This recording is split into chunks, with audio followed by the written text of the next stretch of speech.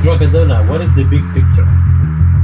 So, for the past 80 years, this has been going on, and up until just 2017, it was not taken seriously. Now we're having congressional hearings. Check this retard's fucking hard drive!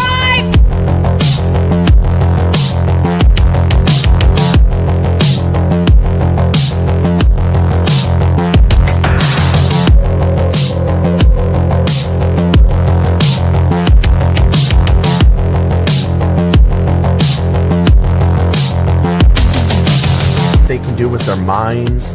They can make you think. They can plant false memories. They can paralyze you. It's roasted.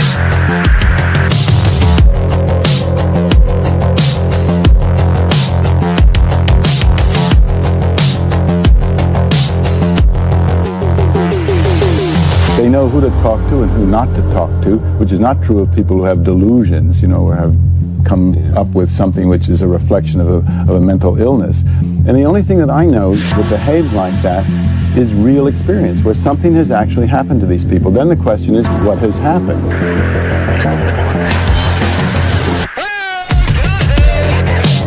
And he said he just wants to put it in my name. It's just a simple test. I don't know, it will hurt. Don't do it. Don't do it. And even though it won't hurt. And he sticks a needle into my nail.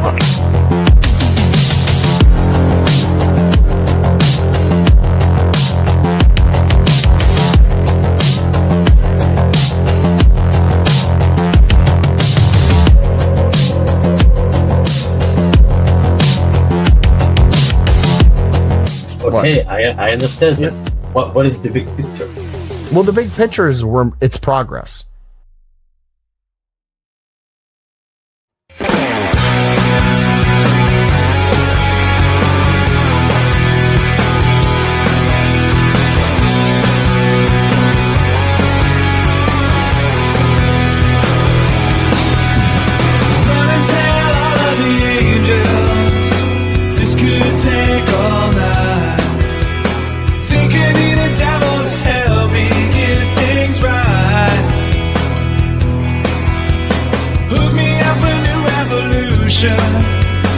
This one is a lie. Sat around laughing and watched the last one die. Now I'm looking to the sky to save me, looking for a sign of life, looking for something to help me find out right. I'm looking for a complication. Make my way back home and learn to fly high.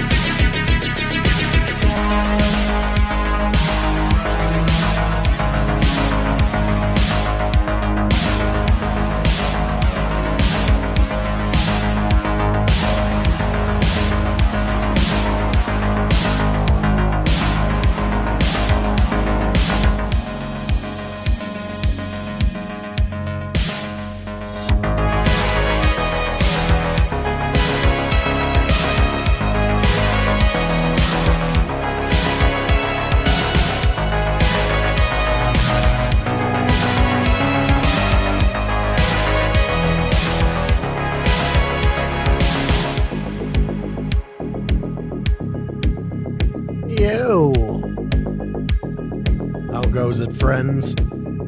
Hello, internet people.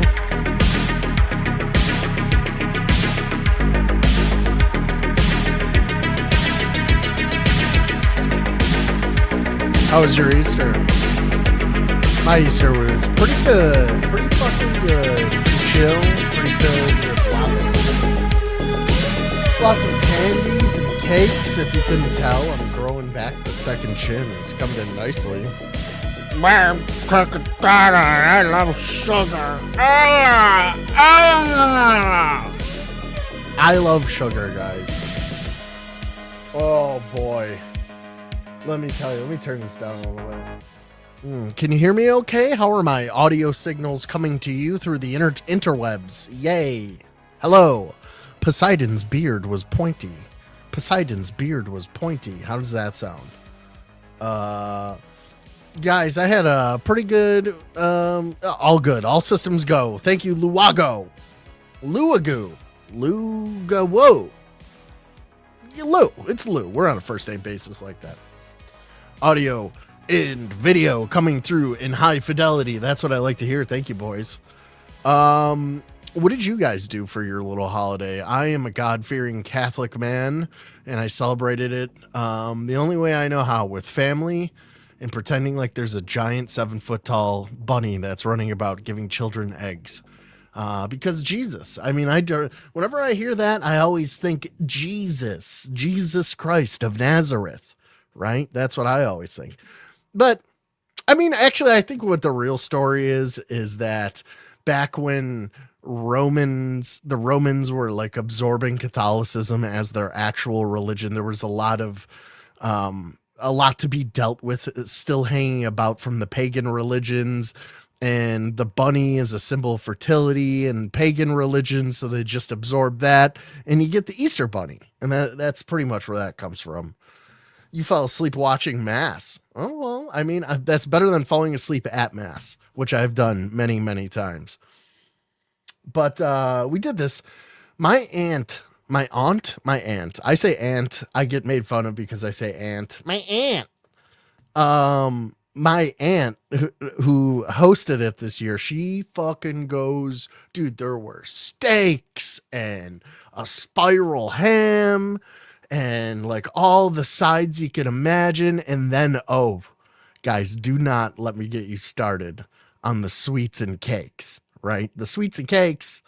I'm going to be missing feet like Only Use Me Blade soon. I'm going to have diabetic toesies gone. And that's the scientific term for it. Diabetic toesies gone. And I made sure, because during the Christmas holiday, I got gypped. I got Brazilianed out of some sugar cookies, and I got laughed at for it too. Like they were just like, oh, you missed out on the sugar cookies. You didn't grab them when they were up for grabs. Bucko, what a fucking piece of shit you are, Crackadona. Haha, look at us eating all our cookies. So I went out while they were all busying themselves with, boring family talk, catching up. Who cares what any of you people are up to? I went out and I set aside a bunch of bags of cookies and I put them next to my very cool Jordan Retro 4s, and I smuggled a few bags. So I not only have the prepackaged cookies, I have the bag that the cookies came from that are also filled with cookies, like a giant Ziploc bag full of cookies, and some slices of carrot cake. Oh, I'm so fat. I've just been eating cookies and chocolate all day until finally around 6 tonight, I was like, I better eat some real food at some point. It's been nothing. Happy Easter to you too, Skibbity Bob. What's up, Texas Cat? Good to see you, buddy. You bought the second Hollow Knight for the kids. I don't know what that means, buddy. Toe update, they're still there. Although I will say, Lou, not to get too graphic, there is a mysterious crack that has appeared on my big toe, right in the middle of it. I didn't step on anything. I didn't kick anything. And it's kind of turning yellow. Is that bad? Is that like a bad sign of something? Is my toes just gonna like fall off? Guys, can we talk about Only Use Me Blade for just a little bit, for just a few seconds here? I watch some of the normie streamers on YouTube. One of them is Pyrocynical, right? He's this little gay English boy who covers like YouTube drama and stuff. And he's like the normie YouTube drama streamer. Like he covers like Mr. Beast and shit like that. Right. Like I've just been sub to him forever. It's one of those like subs that it's like wall paint. It's just there. Right. So I watched a video of him. He was covering Blade. And I'm like, is Blade like mainstream now? Is Blade, do the normies know about Blade? And he was showing clips of like, obviously Blade lost his toes. And I guess a stream sniper stopped by Blade's stream to try and help him up into bed, which is something that you never used to see back in the old IP2 days. Stream snipers never helped you out. Now that we're at the point where they just feel incredibly sad for him that they're breaking into his house to like help him. He's supposed to be, he's in an assisted living care facility with his mother, taking care of his mother, but really the stream snipers are there taking care of him while he takes care of his mother because he's such an incredible mess. But they showed a video of him like resting with, he had like the blue medical tape over the foot. Well, he had taken that off and then it was like the white medical tape or like white. I don't think he's changing his bandages on his fucking toe, like his bad foot. Guys, Faded Bones is here. Hello, Faded Bones. What's up? What up? Nothing much. Chilling. How was your Easter, buddy? It was pretty good. Hung out with the family. Ate dinner. So, what do like Hang Jews out do with on the Easter? Do family. they just like light off Skeletons are fireworks? puppeted around with an animatronic device, a Rube Goldberg machine. So they all like move. They move through a sequence. Your throughout family. the night. Right. The skeletons. And Yeah, the skeletons. And, and then so basically it's like I have them. It's like Wallace and Gromit technology. It's like very, very complex, and they all move throughout the house throughout like a timed thing. And it's like, oh, okay, it's time for dinner. I gotta go rush and like put everything on the table for everybody. Blah blah. It was great. Their heads. Do you put on your mother's clothes when it's angry? But it's. Do you put on your mother's clothes when it's like time for like? Let's say your mother was still alive. And you guys were sitting down for Easter dinner, and it's time for mother to bring in the main course, and she's bringing in the tray. Do you run out of the room and put on a wig and like her dress, and then like bring it in? What I'm trying to explain is too complex, and not even really that funny. No, Crackadona. The skeleton is set on strings and wires, and she comes in like on wheels, like shaking, like. Oh. And like she's spilling it and shit. Yeah. It's like her arm falls off. Well, that's fun. And then it falls onto the table. Cool. I like that. I saw that. Well, so the Artemis rocket mission went up. That was pretty neat. I missed that entirely. I was at work. Really? Faded Bones was attempting to do an Artemis 2 launch spectacular. Like this big. I was like, yeah, okay, cool. Well, it wasn't even that. It was while the launch was going on, you had both Drewskis screaming at the top of your lungs, and for some reason, your last 3 streams you thought it's a great idea. I'm gonna turn my mic all the way down and theirs all the way up, so that you like talk normally and nobody can hear you. And I'm the only one in your chat that like cares to tell you that they like the people who watch you. I can't believe that they haven't mentioned that you are like inaudible. I don't think they care. I think that's probably exactly it, Faded Bones. They just do obviously not care. They're not there to hear what you have to say. They're there. It's more of a visual spectacle. Faded Bones' podcast is a visual medium only, strictly spectacle with auditory hallucinations that may or may not come from your own mind. Did I hear about the cop situation Sunday morning with Blade? Was that the one at the hotel room? There was like basically exactly what you're talking about. A cop came in and he's like helping him up. No. That was a viewer. It was a stream There's also sniper. a cop. This is a separate thing. So I saw a cop video where it was at like a hotel room. I don't know if that's what he's talking think about. it was Like Blade Blade went out. Blade like went gambling somewhere in Vegas, got a hotel room. They called a welfare check-in on him. I'm not really sure. I love Blade. Deep fried potatoes. Tighter with mustard on them. That was years ago. Okay, well, don't shoot the messenger. I'm just telling you what that fucking fat twink Pyrocynical told me. He's rich beyond my wildest dreams. I was watching this video. I watch sailing, like boat, like building videos. Like I think like boats are cool. And years ago, yes, dude, hold up, billions of dollars. Wait a Oh, minute. we got a gifted memberships. Oh, I gotta look at my stream. We got which one's he on? Jamie's Cowboys got one. Razor one got one. Jamie. Shout out Senate Jamie. got one. Let's go. Senate got one. Shout out to Senate. Tom Starr. I know Starr. him. He's cool. And Fighting Spirit.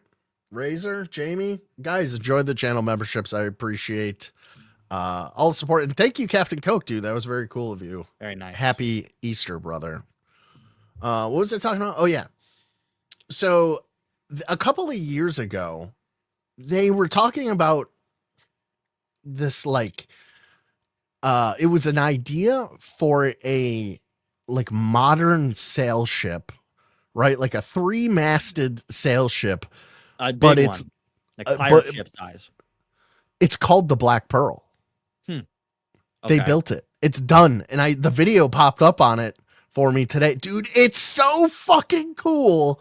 Let me pull up a video of this fucking thing. That does sound pretty cool. They obviously don't fucking make those anymore. And the only thing that goes through my mind when I watch these videos is like, why can't I be a Saudi prince? You know what I mean? And like, dude, have you seen the Saudi prince's cars? Like his like ugly custom cars. It's like a retard. Yeah. Dude. So the thing is, over in Saudi Arabia, they all have so much money, and they all just buy everything that they could ever dream of, that they've run out of things to buy. So now the ultimate I'm richer than you is to get the lowest license plate. So they literally, if you have a high license plate, you're a fucking poor. If you have like a license plate that's like all zeros, you're the Saudi prince. You know what I mean? Oh, I thought you meant like physically low. I'm like, it's like scraping against the ground. That's retard. You like no low numerically. There's also letters in those, by the way, just so you know. But okay. Yeah, shout out Razor. That was Captain Coke, one of my finest esteemed viewers. I hold him in high regard. Thank you. Black Pearl sailboat. So does it have like modern technology on it? Yes, dude. It looks like. Have you ever seen League of Extraordinary Gentlemen? You know, the Nautilus. Yes. It looks like that. Captain Nemo ship. Yeah, it's like some Captain Nemo modern day shit, but it doesn't go under the water. Here, I have it here. How do I add this? There we go. Black Pearl. Wait, hold on. Saturday morning, he drove his mom's car drunk to the liquor store. She reported it stolen because she was pissed at Blade. Cops swarmed him. He blew a .22, but the cops let him go. How do they let him go? He's probably already back home. Oh, was he back? Like, I imagine. Okay. I imagine they can't do anything about that. Just drive back home. You're fine. Isn't it kind of crazy that like the police are hamstrung by that, where they have to catch you in the act of driving for them to be able to give you? Isn't it crazy that they work for Israel, and that anytime a white person does something, it's bad, and then when any other race does something, they get away with it like every time? It's almost had Blade been arrested for that, he would have done 22 years. And then a black African migrant who cut off a woman's head is released the next day. It would be bad on his reputation. It would look bad for him. Yeah, there you go. Put him away. He drove there. They didn't see him drive. Yeah. Look at this beautiful boat. Oh. Look, they even put in a crow's nest, dude. It's a futuristic crow's nest. Wait, what'd you say, Faden? Turn that shit like way up. It's like inaudible. It's like I can't because I can't. Oh my god, why is it doing this? My Oh my task god, that bar thing at looks the bottom. crazy. Where's the volume? Oh, There you go. Holy moly. bro, look at that fucking boat, bro. They said, I watched this whole video earlier. They said that normally, so it obviously has an engine because they're not going to get stuck out in the middle of the ocean with fucking all obvious. that money floating there, right? Right. They said that they like 95% of the time they're sailing, right? They're under wind power. And it only takes them 19,000 gallons of fuel, like is what he said that he used in the last 10-day journey. Like a lot. It sounds like a lot, but when you consider that a yacht that is strictly engine powered uses 300,000 gallons of, gasoline or whatever the fuck it is on the same type of voyage, it's almost nothing, right? That's like 19,000. That's insane to think about how much gas that is. It's all diesel too. That's retarded. How is there that much gas? There's just for rich fucks to float around in the Caribbean. I was realizing this like earlier today, and I've thought about this before. It's like people really think that there are limited resources on the earth and that we're gonna. There aren't. People don't understand. Yeah. I used to be one of those people. They don't understand that we have 0 point energy in like a practical way, and that like any environmental shit that they try to scare you with is just so that you lower your quality of life so that they can make more money.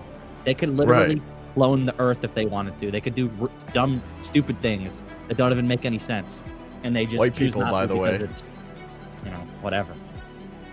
I'm surprised they didn't hire black crisis actors to be the owners of this boat. No, they should have hired black people to pretend to be pirates. Oh, we're taking over the ship. And then it shows the hidden Gatling guns that drop down on the sides of the boat. In real life, harpoon guns, like above water harpoon guns. Oh, well, it's all right because this video is getting taken down because I started the stream with I started the stream with a very copyright heavy song that is for sure. Dave Grohl does not let any pennies slip through his fingers. That guy. Oh, look at some of the interiors on this. Let's see here. Look at this. Oh, what's this? Oh, wait a minute. He drove drunk and left his mom's car at the store. What? Oh, so what did he walk home with the booze? That's fucking insane. Like, imagine being so drunk, you go to the liquor store, but you realize you're too drunk to drive back home. Like, that's really something. That looks retarded. Did Trump design the interior of this? It's everything is gold. Every single thing. I was watching this and I was thinking it's kind of gaudy, but I think I could get used to it. It's like you touch one thing, it leaves like a perfect. He Ubered back with the. Did I watch? Oh yeah, thank you for bringing that up. Did I watch the episode, a JRE episode with Bob Lazar? So what's your opinion? I've been a believe in Bob for 30 years. I go back and forth on Bob. Yes, I did watch it. Is it new? Yeah, it's brand new. It's Bob's back to promote the S4 movie that is available on Prime right now. We will be watching it this week. $1,500 to watch it. What? No, it's like $20, whatever. No, because it's like $1,500 to go out and see him fucking fly a plane out and tell you that it's a UFO. But no, guys, I didn't do that, but he did. You're thinking of Stephen Greer. They literally are the same guy. Bob Lazar never has ever done anything to scam people out of money ever in his life. The same guy to me. They're old alien UFO guy that looks like a fucking alien and has an alien last name. Bob Lazar's the guy he's the reason you know about Area 51. His last name is Late. I've brought this up before. His last name. Yeah, I know. It's like Revelation Lonnie Zamora, of the Method. Got it.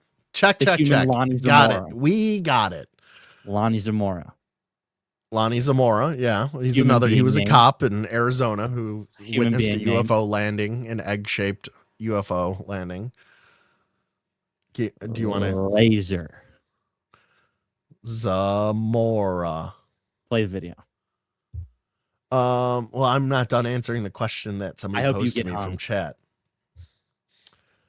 What was dude, it's like he does the fucking Men in Black the GRE, laser flash the thing to my Joe brain. Rogan, Bob Lazar thing. Yeah. With Bob Lazar, if so, what's your opinion of it? Okay. So I go back and forth with Bob. What I think is actually probably the case with Bob Lazar is that he was friends with John Lear, and John Lear was a CIA pilot. And I think that John Lear, who is the father of all conspiracy theorists, if you don't know about him, go on a deep YouTube rabbit hole. Those videos are awesome. He covers he's the OG Kurt Metzger. Like, Kurt Metzger is privy to every conspiracy theory like known to man currently. And John Lear was like the OG CIA spook. But anyways, I think that John Lear could have potentially set up Bob Lazar to get the information out. Not that the information is incorrect, but even if Bob Lazar didn't work there, all of the shit that he says is 100% true. Like, I absolutely believe that to be true. The hand scanners, the bone hand scanners, you ever seen those? Bob Lazar talked about those in the 80s and they turned out to be real. Nobody knew about that. Nobody knew about Area 51, really. Nobody really cared about Area 51 until Bob Lazar came out with his story, and now everybody associates it with aliens and UFOs. Bone hand scanner, like what do you mean by that? So before they had like fingerprint scanners, they had these things. It was like a metal slab, and it had these metal spikes on it, right? Shoots fucking X-rays through your hand, and it measures the distance between your bones, and that's how they tell who you are. Insane. And it's that a one real movie where the fucking guy, thing too. He changes his identity to be like the other guy. It's like kind of a futuristic movie, and he like Not sure. But if you look in Close Encounters of the Third Kind, there's one of those hand bone scanners in there, by the way. I gotta clean off. I eat like fucking Miss Piggy in front of my screen. It's like food specks and liquid droplets on my shit. What the fuck? Dude, Here we go. Gay computer clean. Yes, queen. Oh, I knocked my camera. Yeah. I almost knocked my camera into my dildos. I almost knocked them all over. I would never leave my dildos bandied about. I take care of my utensils. They're on the wall, silly. They're not on my desk. These are my tools. My tools. My dildos. Let me see what I got. If I got anything saved up here. First Contact says Crackadona eats the same way that Kay cooks. That's horrific. Lee, what? Like I smash your pumpkin-sized molds. They're getting too big, Lee. One of them's gonna pop. Nobody knows what we're talking about. I don't give a. They don't know what we're talking about. I mean, literally nobody knows who Kay is, except for First Contact, who's in the chat and commented that. Not me. Whoa! What the fuck? This video says, "Oh, this is a wholesome Easter video we could watch together as a proper family." It says gore warning. Gore warning. Not a gore warning. What does it say? It says stunting on these Jewish niggas on Easter like. Okay. Just great. There we go. Are you fucking flipping off all the Jews at the Chinese place? No, Jesus. Hell yeah, dude. Jesus Christ! Jesus Christ! Wait, He what? kept going. He was sliding on the water still, or on the land. Yeah, that's funny. I saw Asmund was playing I Am Jesus Christ, which is like a biblical video game that some religious kooks made. He's playing the whole fucking thing, dude. I chucked it on it like, I don't know, like 4 or 5 hours ago when he started. Like, you literally start as Jesus as a boy, and it's a first-person video game for Jesus. Like, you go around and you cure people with leprosy, and in game. You have to wait real 3 real life days for you to come back. That's what somebody said, that there's a 3-day debuff between the like a literal Sure. 72-hour debuff before the end of the game. That's so funny. I mean, that sounds like a kind of a somewhat entertaining game to stream. I'm not gonna lie. I mean, it got Unless it's boring. I really had to move boring. on. It got boring. It's like, oh, it actually takes 30 years to beat, like real time. You have to actually be Jesus. This says alert, extremely large anomaly captured on video in the skies of Astana, Kazakhstan. Kazakhstan officials yet to comment. Let's take a look at this. I don't know. This looks like it could be bullshit, though. Obviously. It's a giant swastika in the sky. It,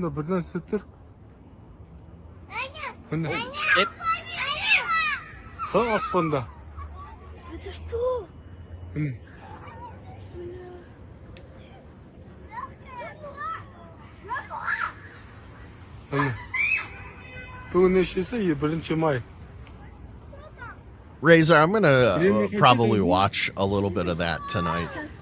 I like how Bob got totally wasted towards the end.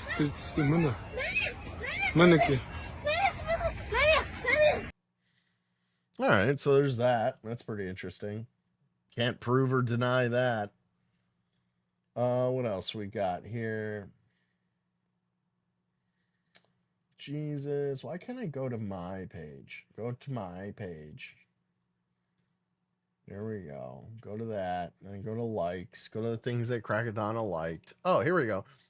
Have you guys ever been aliens? Well, it's a lot of like well, for instance, today it's been a lot of Easter celebrations. I like to see how other people celebrate Easter around the world. And here they are celebrating in a traditional Easter celebration over in Poland. Stop screen, share screen. I hate this so much. Here's how they celebrate Easter over in Poland. It's a giant Jewish effigy, and all the children are beating it with sticks, as is tradition. I like how it's 1 frame per second. Get him, kids! They killed Christ! This is like the end of Weapon.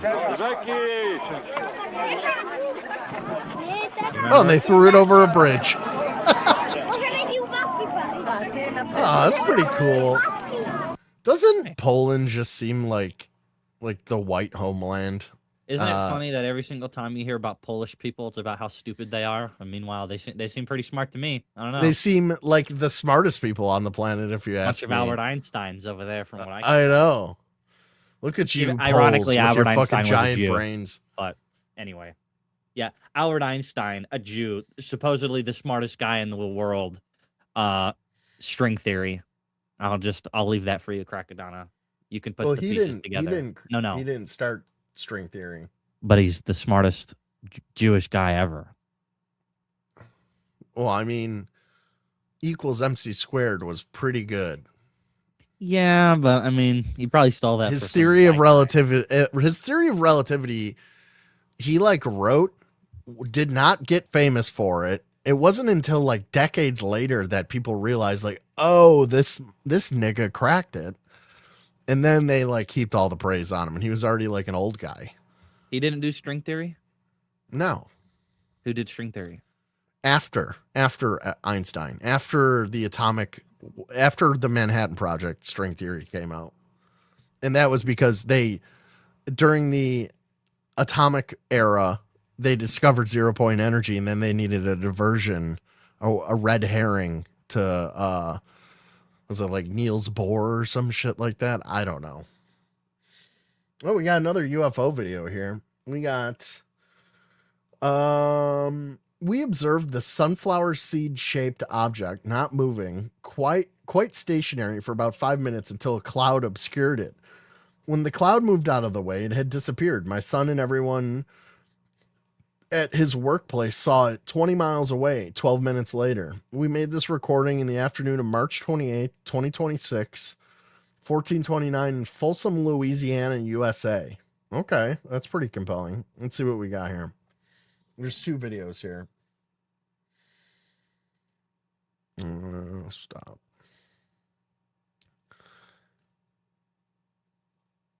There we go. It's like a disc. Look. I don't know. No. Look through your eyes first. Take your glasses off, bro. As opposed to what? Oh, your glasses. Gotcha. As opposed to zooming in with your camera that literally has technology that blocks and censors things that it sees in real time. What is happening right now? Dude. Oh my God. Okay, show it with the camera now.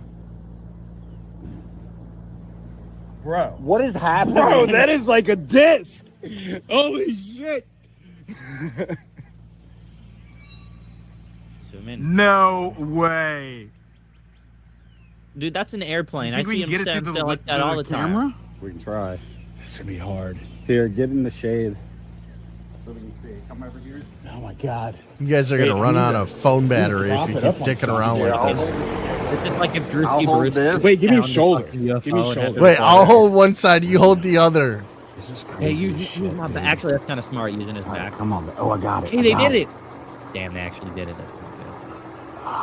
Oh, looks like a booger. Hang on. Yeah, but that's just in the sky, though. Yeah. Take the autofocus off Damn. your camera. Do you know how to do that? Nope. Me neither. No. Take the autofocus off your camera. Do you know how to do that? Nope. No. There's another look at video that- here. Hold look on at a that second. thing. I don't know. Oh, that's pretty good. It looks I like. don't know. That is a disc with a little diddly bop in the middle on top. From Bompus. What do you guys think? That's not a terrible video. It's not pretty good. terrible. That one where it's like rotating in the sunlight is probably still the best one that I've ever seen in my life. It's like the one guy. Yeah. it's You literally- know what? The thing is, it's lost forever because I don't remember where I found that from. I might be able to find it again. Here we have It's a really good video. going back to the Eisenhower meeting at Holloman Air Force Base. This shit keeps popping up on my my timeline The here. Egyptian head. Yeah, the Egyptian aliens, like the meeting with him. Here is a former legislator, Henry McElroy and Manuel Kirkland, each recount testimony tied to that claim, which I thought was kind of interesting. We'll take a look at this.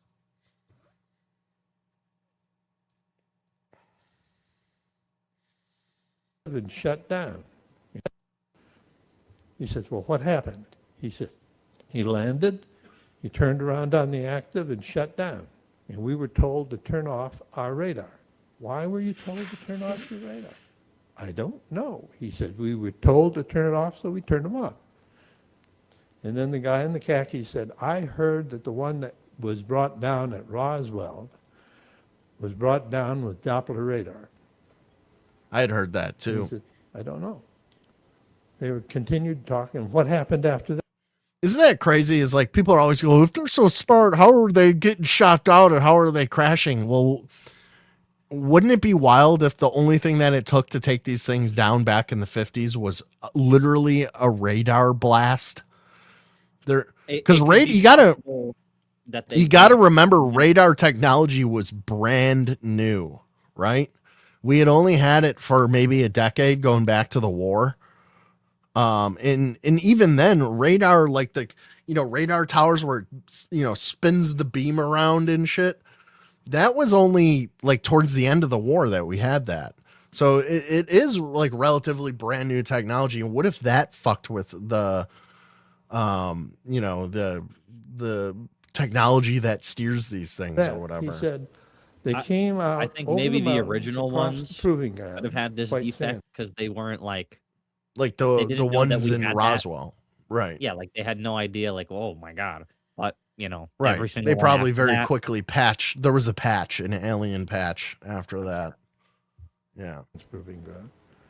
Across the monument, And the guy on the left, again, the khaki guy said, I heard believe one landed at the monument. He said, the other one said, I don't know about that. I'm telling you what I saw. He says, two of them came over. One landed on the active in front of the plane, and the other Active one hovered runway. overhead like it was protecting that plane. He got out of his plane, walked to the President UFO, Eisenhower and he's the talking door about. opened, and he walked inside. How long was he in there? About 40 or 45 minutes. Could you see? Were they grays? He says, I couldn't see. I didn't have binoculars. Who had the binoculars? The tower. Could they see? No, they didn't have the angle. I would like to submit to our nation my personal testimony of one document related to one of these ongoing topics, which I saw while in office serving on the State Federal Relations and Veterans Affairs Committee. The document I saw was an official brief to President Eisenhower.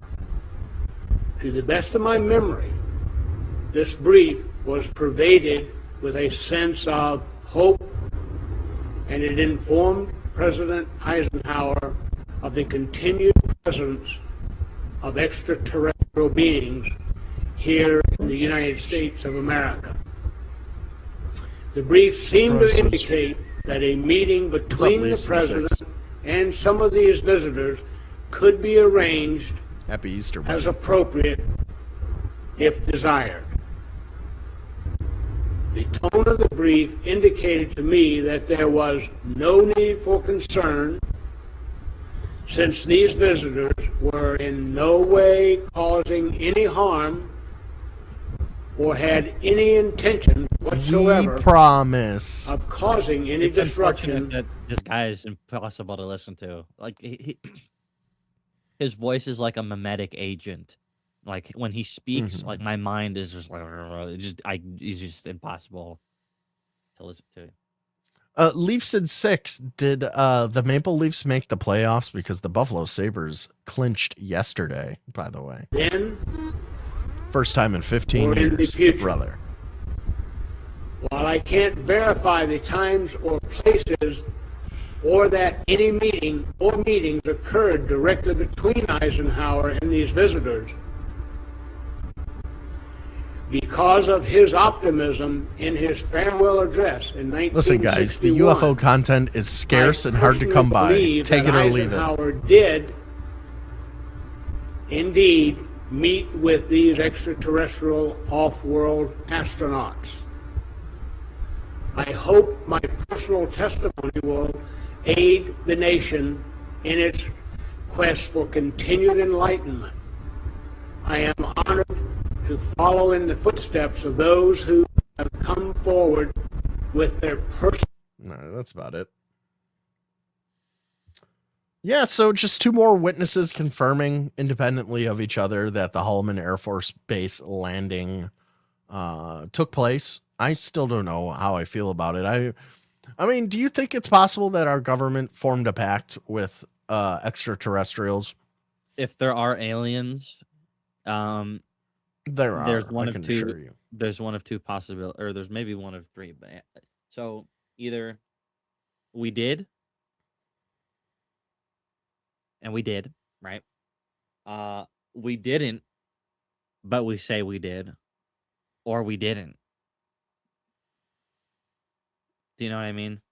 So we either did make a pact with them, we didn't, or we say we did and we didn't. Like that's it. That's the only three possibilities. So, well, what would the benefit be by lying about it in this specific case? If everybody, like, if a lot of people think that aliens do exist, and most people, you know, they talk about it in the news, they talk about it in the Senate or whatever.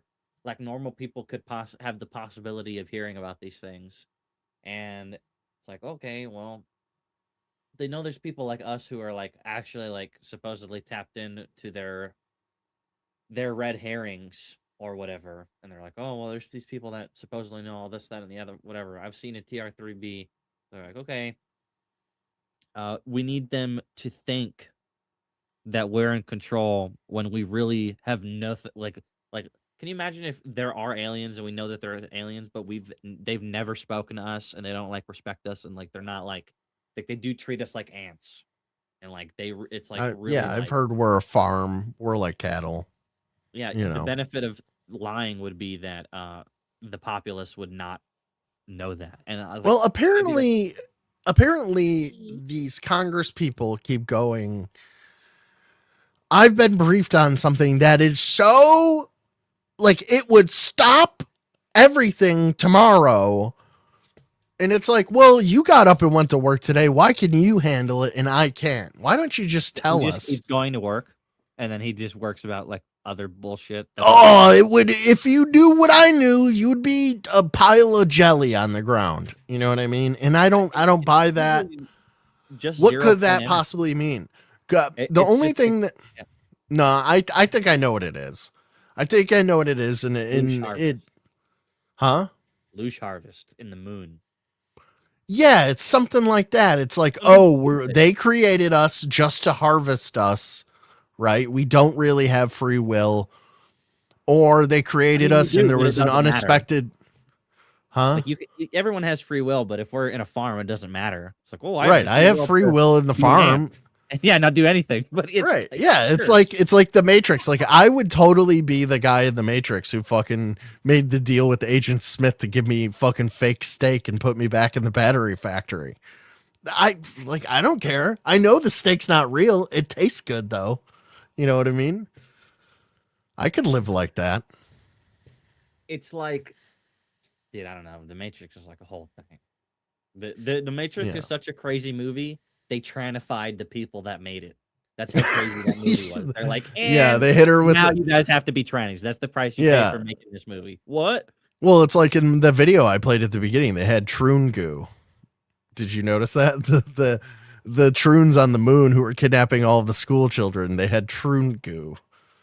That's what these aliens have. Anyways, another one of these people who are talking about all of the crazy things that they've been briefed on, Senator or Congressional member, Congressman Matt Gaetz, who is one of the more famous members of Congress. He's outspoken. I think he had some trouble with cocaine and hookers, but who hasn't? You know what I mean? A cool guy. He seems pretty neat to me, but he had an interesting podcast appearance. This is just from the other day, like not even a week ago. He said this. Listen to this, Faded Bones. I think the most important information will be the biologics that are not human that have been discovered. And like even some of the briefings that aren't classified just need to be out in the public. I mean, I had someone come and brief me who was in a military uniform, worked for the United States Army, that was briefing me on the locations of hybrid breeding programs where captured aliens were breeding with humans to create some hybrid race that could engage in intergalactic communication. An actual uniformed member of the United States Army briefed me on that. Non-human biologics. Oh, the hybrid breeding program has been a part of this since the beginning. I've heard stories about this. Actually, you know what kind of scares me about that? Huh. You know who's really into that? Who? Kramos? Our boy. Which one? J.E. J.E.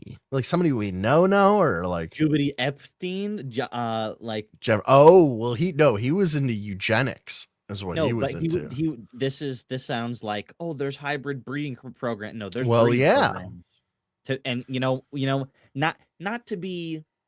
Don't ever refer to him as our boy ever again, by the way. What if Crackadona, what if he's a fucking reptilian, like Jewish space pedophile? And it's literally alien breeding programs, and that's what that was. And this is what he's talking about. That for sure is part of it.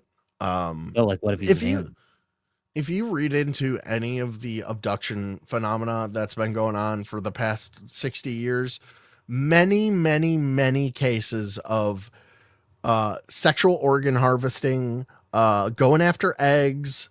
There's been even stories of like this guy, like I read this one where he like went to a UFO conference after he did like reduction therapy and was able to remember that he was abducted by aliens. So he started like seeking out people with regression therapy, hypno-regression therapy. Reduction therapy. He started seeking out people who had similar experiences to him, which took him to a convention. And at one of these conventions, this little girl like came up to him and was like, "You're my father." And she had abnormally large eyes. Like, have you ever seen the Alita Battle Angel? No. Yes, like that, but I was also gonna say the System of a Down video with the circus freak kid. The weird That's an kid. alien human hybrid. That kid. That's true. You're 100% correct. Yes.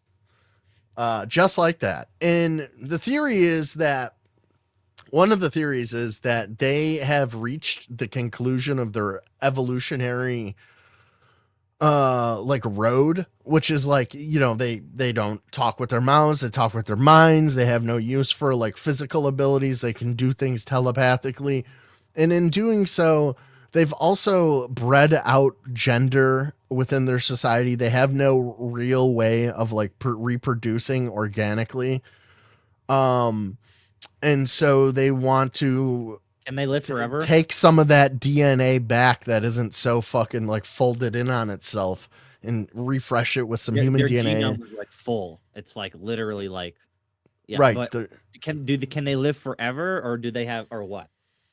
Because I would assume they could like move. Well, here's the other thing. One of the other hypotheses is that they are like, let's say they're grays. Let's say the grays, we'll just for the sake of argument, we'll say that in this context, they're grays. Just say aliens. So they're alien. They're these like highly evolved aliens who have mixed themselves with like technology, right? Like had the AI like God merge with their like consciousness. They had their like instrumentality program go on. And in doing so, do you know what you lose after so long? Your soul. Your soul. There you go. Well, that's what I mean, heard. Wouldn't it just be one big soul at that point? No. They just lose their individuality. Like how, I mean.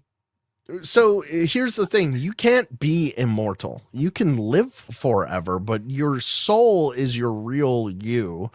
And your immortality is that your soul moves on to another vessel and continues to do so over and over and over again for eternity. Unless you if you capture your soul and imprison it in one vessel for eons, you are not living forever. You are imprisoning your soul, and you're actually stagnating. You know what I mean?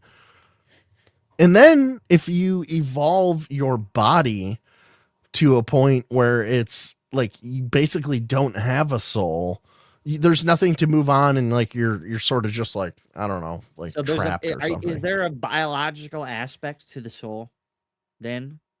I don't think so. Well, why not? Well, okay. How would I know? I don't know. I'm just asking because it's kind of interesting. I've never. What's up, Kenneth? How are you, buddy? About this. And we've never talked about this either. Okay, so like Saturn's cube. So like the oldest guy in the Bible Fado was talking about that. Was like 900 years old, right? Moses. No, Moses was like a couple Enoch. hundred years. Yeah, Enoch. It's like an E word. Yeah. Well, did you know that Enoch never died? No, yeah, God took him up to heaven. He just took his ass.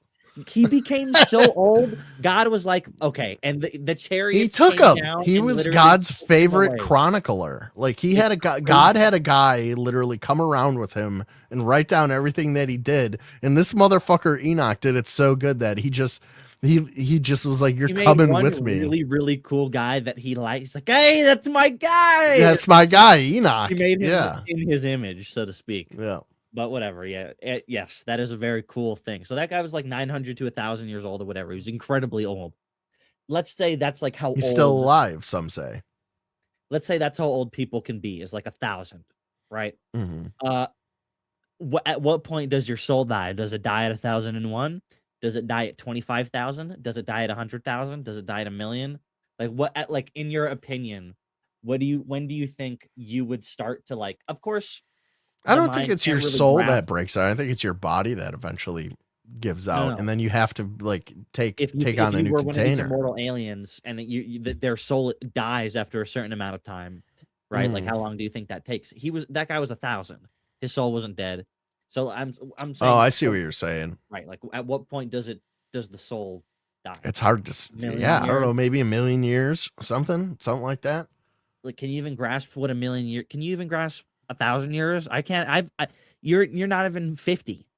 Can you Dude, grasp I'm what 200 not even years 40, and I'm already over it. If I'm being honest, like so 1,000 years, a yeah, million years before it starts to get like really boring. I mean, it could get boring before your soul. What's up, random viewer? That's what we're talking about, is the soul dying because you're living so long. Or whatever. All right, we're gonna finish this clip, and then we're gonna get into the Nephilim a little bit. Interracial alien mating? What the F is going on? Look, wait a second. You had whistleblowers tell you this kind of thing? Can you please unpack that? I had a guy who was uniformed. He was a senior enlisted with the United States Army. Came into my office in Crestview, Florida, in a non-classified setting. I had members of my staff there, and what they explained is that the military ran a very secret program where aliens that were living were in forced breeding programs with humans that had been abducted from war zones and from even the caravans of migrants. Now, again, I didn't verify this, but what the whistleblower was telling me is that there were like between 6 and 12 locations around the country where this happened. And what he wanted was a group, members of Congress, to all show up at the same time at all of these different locations so that any of those activities could not be moved. And of course, it's a physical impossibility to get members of Congress to simultaneously show up at like 8 locations at one time. And so that never occurred.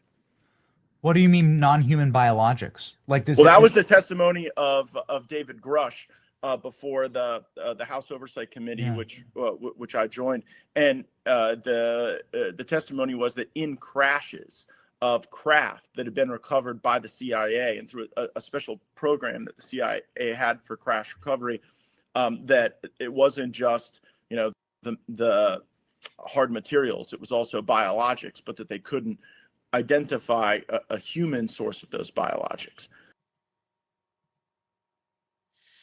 All right, pretty interesting.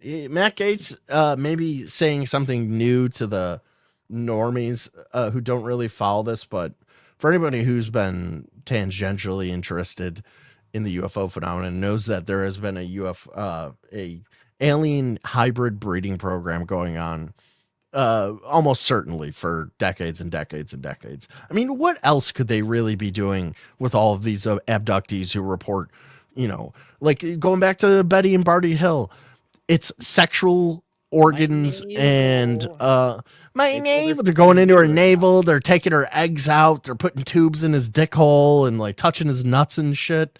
It's always like sexual reproduction. It's like centric. Like these aliens are fucking doing something. And then there's been reports of like people who've been abducted and they're taken up into the craft and they see like tubes of like frozen humans. Sometimes it's them. It's like other versions of them. So like cloning. Their original version of them, and now they're the clone. Or well, whatever. One was fated. The alien took this woman up. She was sick. They took her soul out of her body and put it into this clone of herself. And she was not sick anymore when they returned her to Earth. So, and it's cheaper to make a whole new body than to cure the thing that's wrong with her.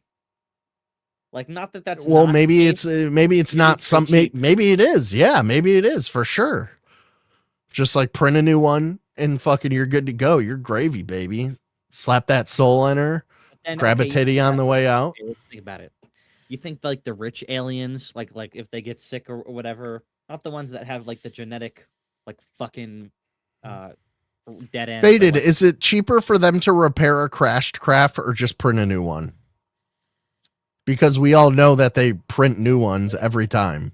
Oh, I got you there, bitch.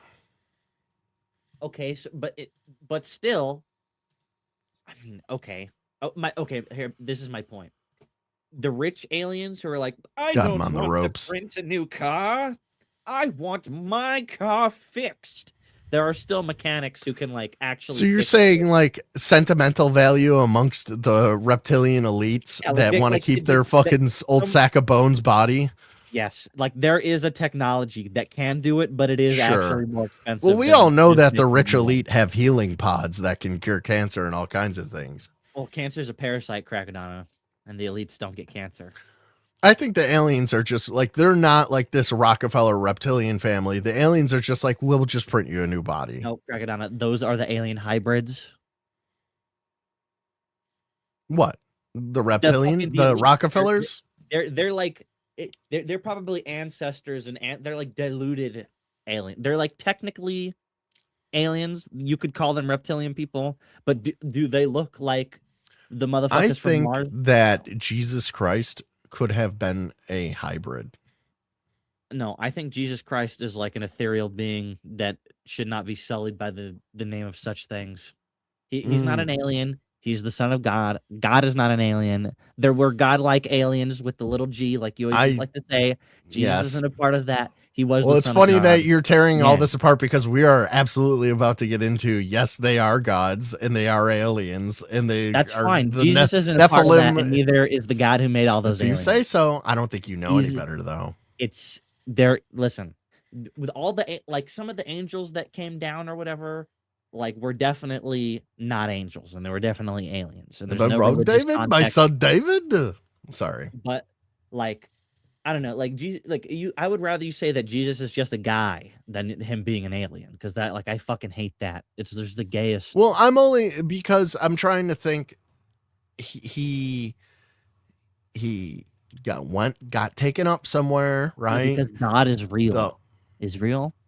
But like you know, they don't. I'm not talk sold about- on the theory, by the way. I'm just No, I know. But they never teach you this in like school. I went to private school. They talk about God. They never teach you this in school. Like, oh, well, you know, God, we're the only thing that God ever created. People would ask, like, did God make aliens? And then the teacher would be like, Yeah, sure. even the Vatican says that. But like, if there are aliens, then obviously he made everything, right? So then he would. Well, the doesn't care if aliens come here and admitted stop that us. there is a God, even more so than their like. They little better. God. They fucking better, dude. Well, Jeez. I don't know. It was. I'll have to find the clip, but there's one where There's the some that aliens do and there's talking some that about where don't. he's like, You know? there is a like who controls you. They were being questioned. They're like, well, out there is what you would consider to be a god. It's like right? that one X-File, or it's not X-File. It was like he was hesitant to say that it's God, like this it was alien, like Twilight he didn't. Zone or whatever. This guy's like talking to an alien. It's like, do you guys know God? And they're like, magnetism, electromagnetism, all around is God. It's everything. And like some like universal. Never seen like, that force. episode. Yeah. Is it? Yeah, whatever. Well, I don't know. This alien was making it seem like it was like omnipotent. Like I don't know. Let's watch this. There was an age in which the gods were dwelling on earth among men. And those beings came from somewhere. The human species was originally created, designed, intended to be a member of the divine family. This is an archetypal myth that cuts across a lot of regions and cultures. It's universal. So we have these watchers that came down, they were extraterrestrial. So they're talking about demigods, right? Gods that are half human, half god. Lesser gods breeding with humans. In the Bible, it's angels breeding with humans. In the Book of Enoch, that's what that was. It was from. So the then you Outer get Limit, these not demigods, Twilight. right? Like Thor, or not Thor. Is it Thor? Yeah, Thor is a demigod. I think it wasn't Thor's No. mother human. No, No, Thor. Who am I thinking that's like of? Hercules. Hercules. Yes, that's who I'm thinking of. Hercules. Yeah. Hercules. Hercules. They mated with man. They created Nephilim, and then we have evidence that a lot of this actually holds astronomical weight in the ancient world. There are there's ruins your of cube an on ancient Saturn. civilization on the planet Mars, specifically in the region of Crackadona. And this, what's so fascinating. So this, I've learned this from like YouTube Shorts and Instagram Reels. So forgive me, but so on the actual Saturn, on physical Saturn,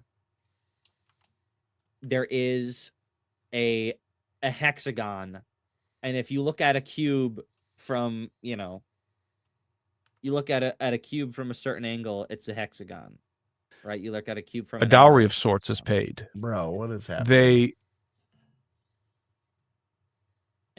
So then they have that big old cube that they worship, and it's related to that. They have the fucking cube on their foreheads. It's related to that, and it's like it's a whole thing. I couldn't explain it to you any deeper than that, but there is a physical thing that they worship that they could probably never know about because it's You know what's in that little square on their heads? It's the black cube of Saturn. No, on the Jews' heads. That's what I'm talking about. No, there's something in it. Do you know what's in it? Oh, what's in it? Yeah. It's I don't know. The Torah. It's like the little handwritten version of the Torah that we are allowed to commit. Or it's like prayers that they hand write and they like roll up and they stuff inside that little box. You know what a golem is? Like an actual golem in Jewish it's a lore? shit monster. It's made out of mud. And then it's it's also made out of like excrement too. It can be. Yeah. It can be like made out of anything. If you ever watch the movie Dogma, which is all about religious dogma. Yeah. It's a shit the demon. Golgaiath or whatever it's called. That is a shit golem. I thought it's it was a shit just golem. a demon. I thought it was a demon. It's called a Golgaiath or something. All right. Well, and it's made out of poo.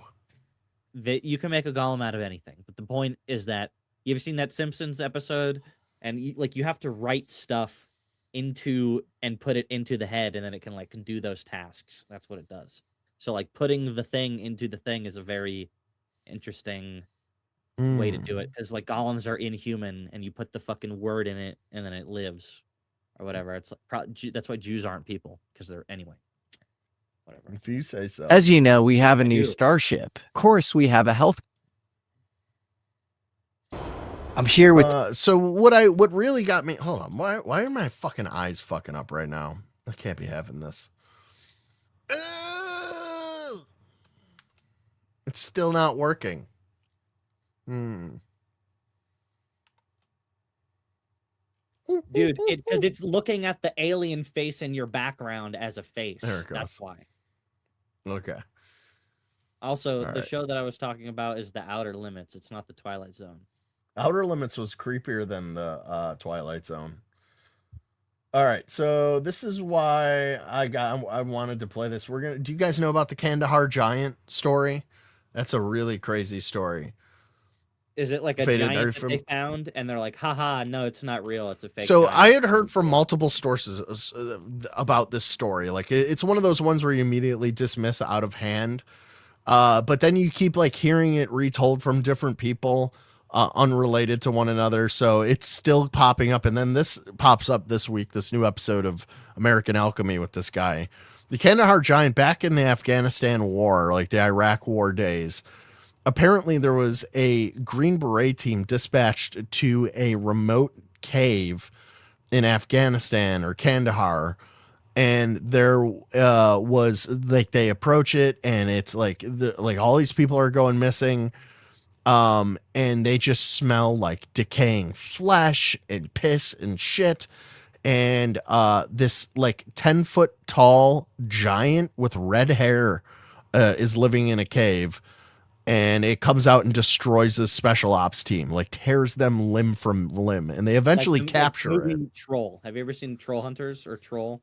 And it's like it's like a found footage movie, and they're like reporting trolls and stuff. Anyway.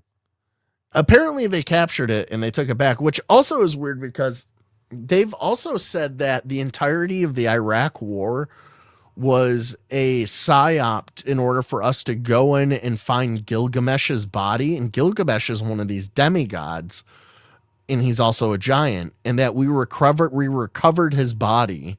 And there are like, hold up, Faded Boats. Shut up. There are like legitimate papers that say like something was recovered. We're not to talk about it. Like they did find something under one of these temples or whatever, unrelated. So again, going after giants, there's a bit of, I'm trying to build a little bit of a theme here. The Gilgamesh giant, and then the Kandahar giant. Who knows? But we're going to watch this. Timothy Alberino, and I could not be more excited to speak with you. I have been just going through all your stuff, all your podcasts, your book. Research, his primary area of research was biblical giants. And I was working with Steve in Montana, and we created a production company called Gen 6 Productions, and we were making a film series at the time called True Legends, which was focused primarily on giants, right? And looking for evidence of giants and so forth. And in the midst of this, Steve was contacted by an elderly woman who told him that her son had a story that he needed to hear, but her son did not want to come forward because he was still active duty. And she said, my son has a story, you need to hear it. And she was able to convince her son to come to tell Steve the story. So he got in contact with Steve. I believe they went on Coast to Coast AM with George Norrie. That's the first time that this individual story was heard. Maybe that's where it originated. And then subsequent to that, time I heard it. We wanted to put him in our film, in our documentary series. And so we flew him out to Bozeman, Montana, and we interviewed him, Steve and I. He showed us his CV, his credentials. He was active duty. He was a C-130 pilot, cargo pilot. And can't be crazy if you're flying those. And he told us a bunch of stuff about his background. He was a fascinating guy, and just a lot of confirming data and just really demonstrating to us that he was who he said he was. And then we interviewed him, but he wanted to be interviewed in silhouette. Like he knew that, his voice is already out there, and he understood people were going to be able to put the pieces together and figure out who he was if they wanted to, but just to maybe add a little layer of making it a little bit more difficult, he wanted to be filmed in silhouette. So we filmed him in silhouette. And he told us the story that has since become known as the Kandahar giant. It's grown into a mythology on the internet, right? But this is where it begins. So he was as I said, he was a C-130 pilot, and he would fly missions into Bagram airfield in Afghanistan. And he would describe these missions as classified, and he would often be called in to pick up high valued assets. And he said, usually these were like Taliban guys. And so this was routine for him. And one day he's flying in there. He said in 2005, he was flying a routine mission into Bagram airfield. He lands on the tarmac. And I've been getting this detail wrong for those who've been hearing me say this. I've been saying he disembarked from the plane and walked over to the hangar. If that's not true, I double checked the other day.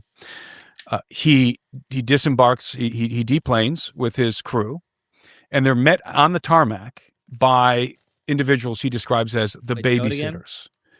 And he thinks that these are Air Force intelligence or Army intelligence, something like that. And they told him right away, he said, I've never been met on the tarmac like this. I always go over to the hangar and get my cargo.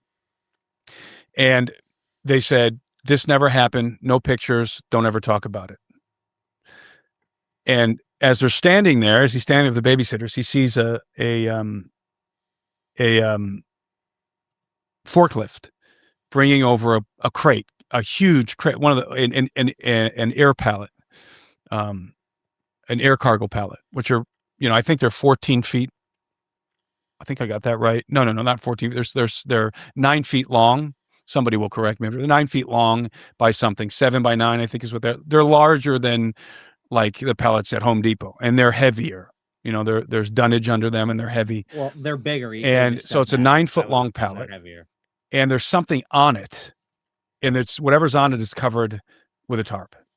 And he said the first thing that hit him was the odor. It was this pungent odor of like BO and death. And he said it was like unlike anything he's ever encountered. And then as they put this thing down on the ground so it can be weighed and loaded into the aircraft, he realized 1,100 pounds. The tarp wasn't covering the whole thing, that parts of this thing were hanging out. And it was apparent that it was a really, really big shit. Okay, so really quick, you know Robert Wadlow? Is that motherfucker? He's like not like 9 feet tall. He's like, I'm the really big tall guy. Like he's the one that's in Ripley's Believe It or Not. Okay, sure. Yeah, I probably Super seen him. giant tall guy. I'm in pain. Yeah. Yes. Yeah. The whole thing is like when we get that tall, it's like absolute fucking hell and torture. We're not built for it. We're not supposed to be that their big. skeletal structure is probably entirely different. It's like all it's like Cro-Magnon, where they're like super dense bones. Dude, it fucking has to be. Or like they have like bones that like cross over. Like there's Well, he gets a little more descriptive about the body here. Okay. dude, in his words. But it was not a normal person because it was in the fetal position, and it was hanging off the pallet in the fetal position, 9 foot long pallet hanging off the pallet. Part of its head you could see part of its head. You could see its hands and its feet hanging off the pallet, and they weren't covered by the tarp. And he said that the hair of this being was red. The skin was pale, white. He said it had 6 fingers on each hand and 6 toes on each foot. And the feet were wrapped in a very primitive canvas type wrapping. And he said he and the guys that were standing around the body were actually taking their boots and putting it up to the foot. And he said it was, twice as big as 3 times bigger than everybody's boot. I mean, the feet were enormous. They're all putting their feet up to the foot. And that's probably what Sasquatch is. And Sasquatch just had like clothes on. He was wearing like 6 bears that he skinned, and it was just a giant.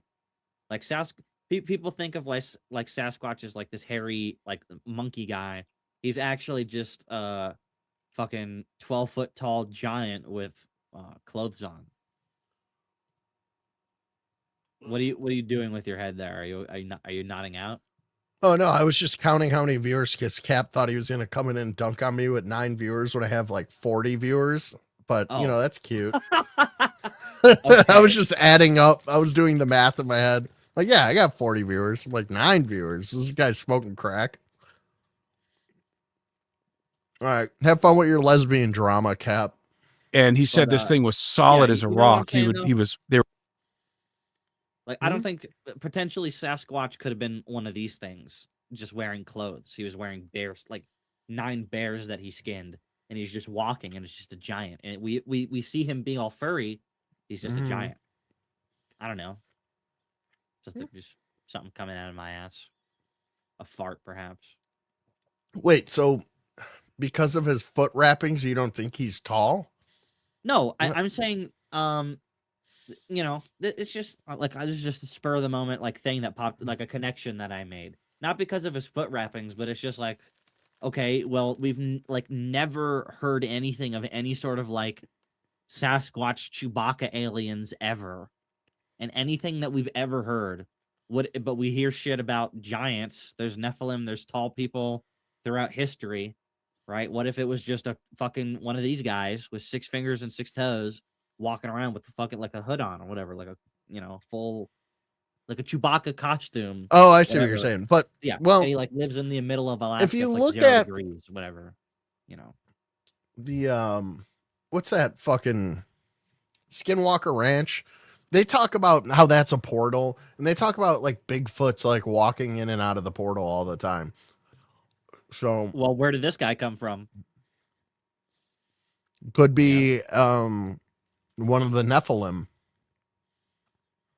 So are like Nephilim, like God created the Nephilim, and they're like giants, and right? They're like David and Goliath was. The Goliath was a Nephilim, right? Or forget the God thing. They're aliens, and they fucking brought down these beings back in the day they're and fucking tricked aliens everybody from into Niagara. thinking that they were gods. You know, it would explain the 20-foot tall like doorways at the pyramids and shit. We're all kind of Not tapping even it just on the the top. pyramids, like hella places And he got said it was like a huge- brick. I mean, this huge thing was just doors. like solid muscle. He said it could have been some rigor mortis or whatever, but I mean, it was apparent from what you could see of this dude that he was a brick house. So how tall? So the pallet was 9 feet long, and he's in the fetal position. So they estimated his size at 10 to 12 feet tall. Wow. They weighed the giant. They weighed this being because they had to weigh it. The loadmaster had to weigh it before they put it on the C-130. He weighed. The whole thing weighed, I think they told me, and I could be wrong, but I think it was 1,500 pounds. And then when you subtract all the dunnage and the pallet and whatever else, I know that the final. That's a true stupid thing that he just said about the Canadians. And also, if you look at the Artemis 2 Canadian rocket patch, it has a Bigfoot on it. It has like a beaver, a bird, and a Bigfoot. So the Canadians are all on board with Bigfoot being real. Weight That's the most American was 1,100 English pounds. thing that The really final weight was Benjamin 11, and then he will told me ever for sure. say. He said that the weight was this thing weighed 1,100 pounds. And French, remember? so you can imagine, let's say it was 12 feet tall, 1,100 pounds. So, I mean, this thing weighs more than like a Kodiak bear. I mean, it's a massive, massive guy. And then, he was asking about the body, like, where'd you guys get this thing? And they told him that they had heard, they didn't know, they didn't have firsthand knowledge. They heard that a group of guys got lost somewhere out in Afghanistan, that this group was out there.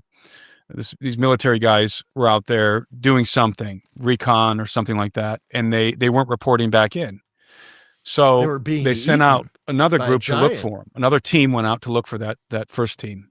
They did not come back. And when that second team found them, they found them either at the mouth of a cave or in a cave. I can't remember where, but it was in the vicinity of a cave. And they were all dead. And this gigantic humanoid was eating on one of them. And they were able to kill it. They were able to take it down. So it killed the whole first team. That's what he heard. Now, again, that's what those guys had heard. So maybe that was just a rumor. But either way, the giant was airlifted from the Kandahar region and deposited at Bagram to be picked up by the pilot. And so he loaded the giant onto the aircraft, and then they transferred it to Qatar, a base in Qatar, and that's where his interaction with this being ends. So he was part of the transport of the body. Yes. And he told me he heard through the grapevine. He said, I don't know if this is true, but I heard through the grapevine that the giant ended up at Wright-Patterson. He said, I don't know if it's true, but that's what I heard. And he was sure that the being was dead while he was dead. Okay. Yeah, it was definitely dead. Was it shot? Yes. They filled it full of ammunition. So I mean, the thing, and from what he said that it took a lot of firepower to take him down. Jesus. Did he sound kind of traumatized as he's telling? No. He sounded very fascinated. Like, this crazy thing happened. Here's what happened. Yeah. He wasn't traumatized because he didn't, he wasn't involved in the interaction with the giant when it was alive, and he didn't know if the story of it eating on guys was true. Sure. So that's just what they had heard. So he's like, I can't confirm that, but this is what they told me. Still, even seeing the thing, it's like, fuck, that's pretty crazy. Yeah. Yeah. Since conducting that interview with the pilot in subsequent years, I've been able to confirm that story by several sources, or have that story confirmed by several sources. And I have to be very careful because I want to protect these guys. And I should say, before I get into that my colleague who I referenced earlier, L.A. Marsuli, he had a guy come to him. And this is important because this was confirmation of the story that we had heard from our pilot. L.A. Marsuli had a guy come to him, a different guy. I think he was a special ops guy from I don't remember what branch, but he told L.A. Marsuli a very similar story. Most of the life that fills about Canada the Kandahar now giant is Indian. We don't know if it was the same giant or if it was a different one. But in that story, they said it was 2000 2003 as opposed to 2005. Maybe our pilot remembered the date wrong. I don't know. Or maybe they were remembering the date wrong. But in their story, very, very similar. A team went missing. Another team was dispatched to find it. They encountered this giant in a cave. And in that story, the giant skewered one of the guys with a spear. But apart from that, all the details are pretty much the same. So we don't know. LA and I don't know if it's the same story or if these are two separate stories. Sure. So, well, if there's one giant out there, well, after LA told that story publicly, he put it in a film, and after he went public with it, our pilot got a hold of us again. He contacted Steve Quayle, and he told Steve, and then he told me subsequently that he knows that the other story is true because he purposely withheld certain details from the story so that if somebody comes forward and was getting into trying to add additional information, he could vet whether or not they're telling the truth. And he said, that guy's telling the truth. In real life. Right. Yeah, he was. Like living with trannies and dealing with OG geeks. Yes, dude. Like retard. He was like getting into shootouts in his trailer park, like driveway and shit. Yeah. Did he end up getting killed by the cops? I'm John Redcorn. Oh, did he end up getting killed by the cops? Crackadona says as he gets killed by the cops. An ironic move, if I've ever seen one, played by God. My bad. Fucking, I hit the back button on my mouse. Okay, this is what I was talking about before. This is like short. It's like a 30-minute clip. Smell. Molecules flow through air to olfactory lobes. Eat. Carbon cycle. Plants, animals, H2O. Talk. Communication. Is that why mouth hole moving? You hear me, don't you? Yes. What the fuck is this? You have life? No. This is the first episode of The Outer Limits. So they made a remake of The Outer Limits in the late 90s, early 2000s. That was like way creepier. Okay. The same. You are carbon cycle. We are nitrogen cycle. You're probably gonna get me fucking struck Where for you this. are. Do you have death?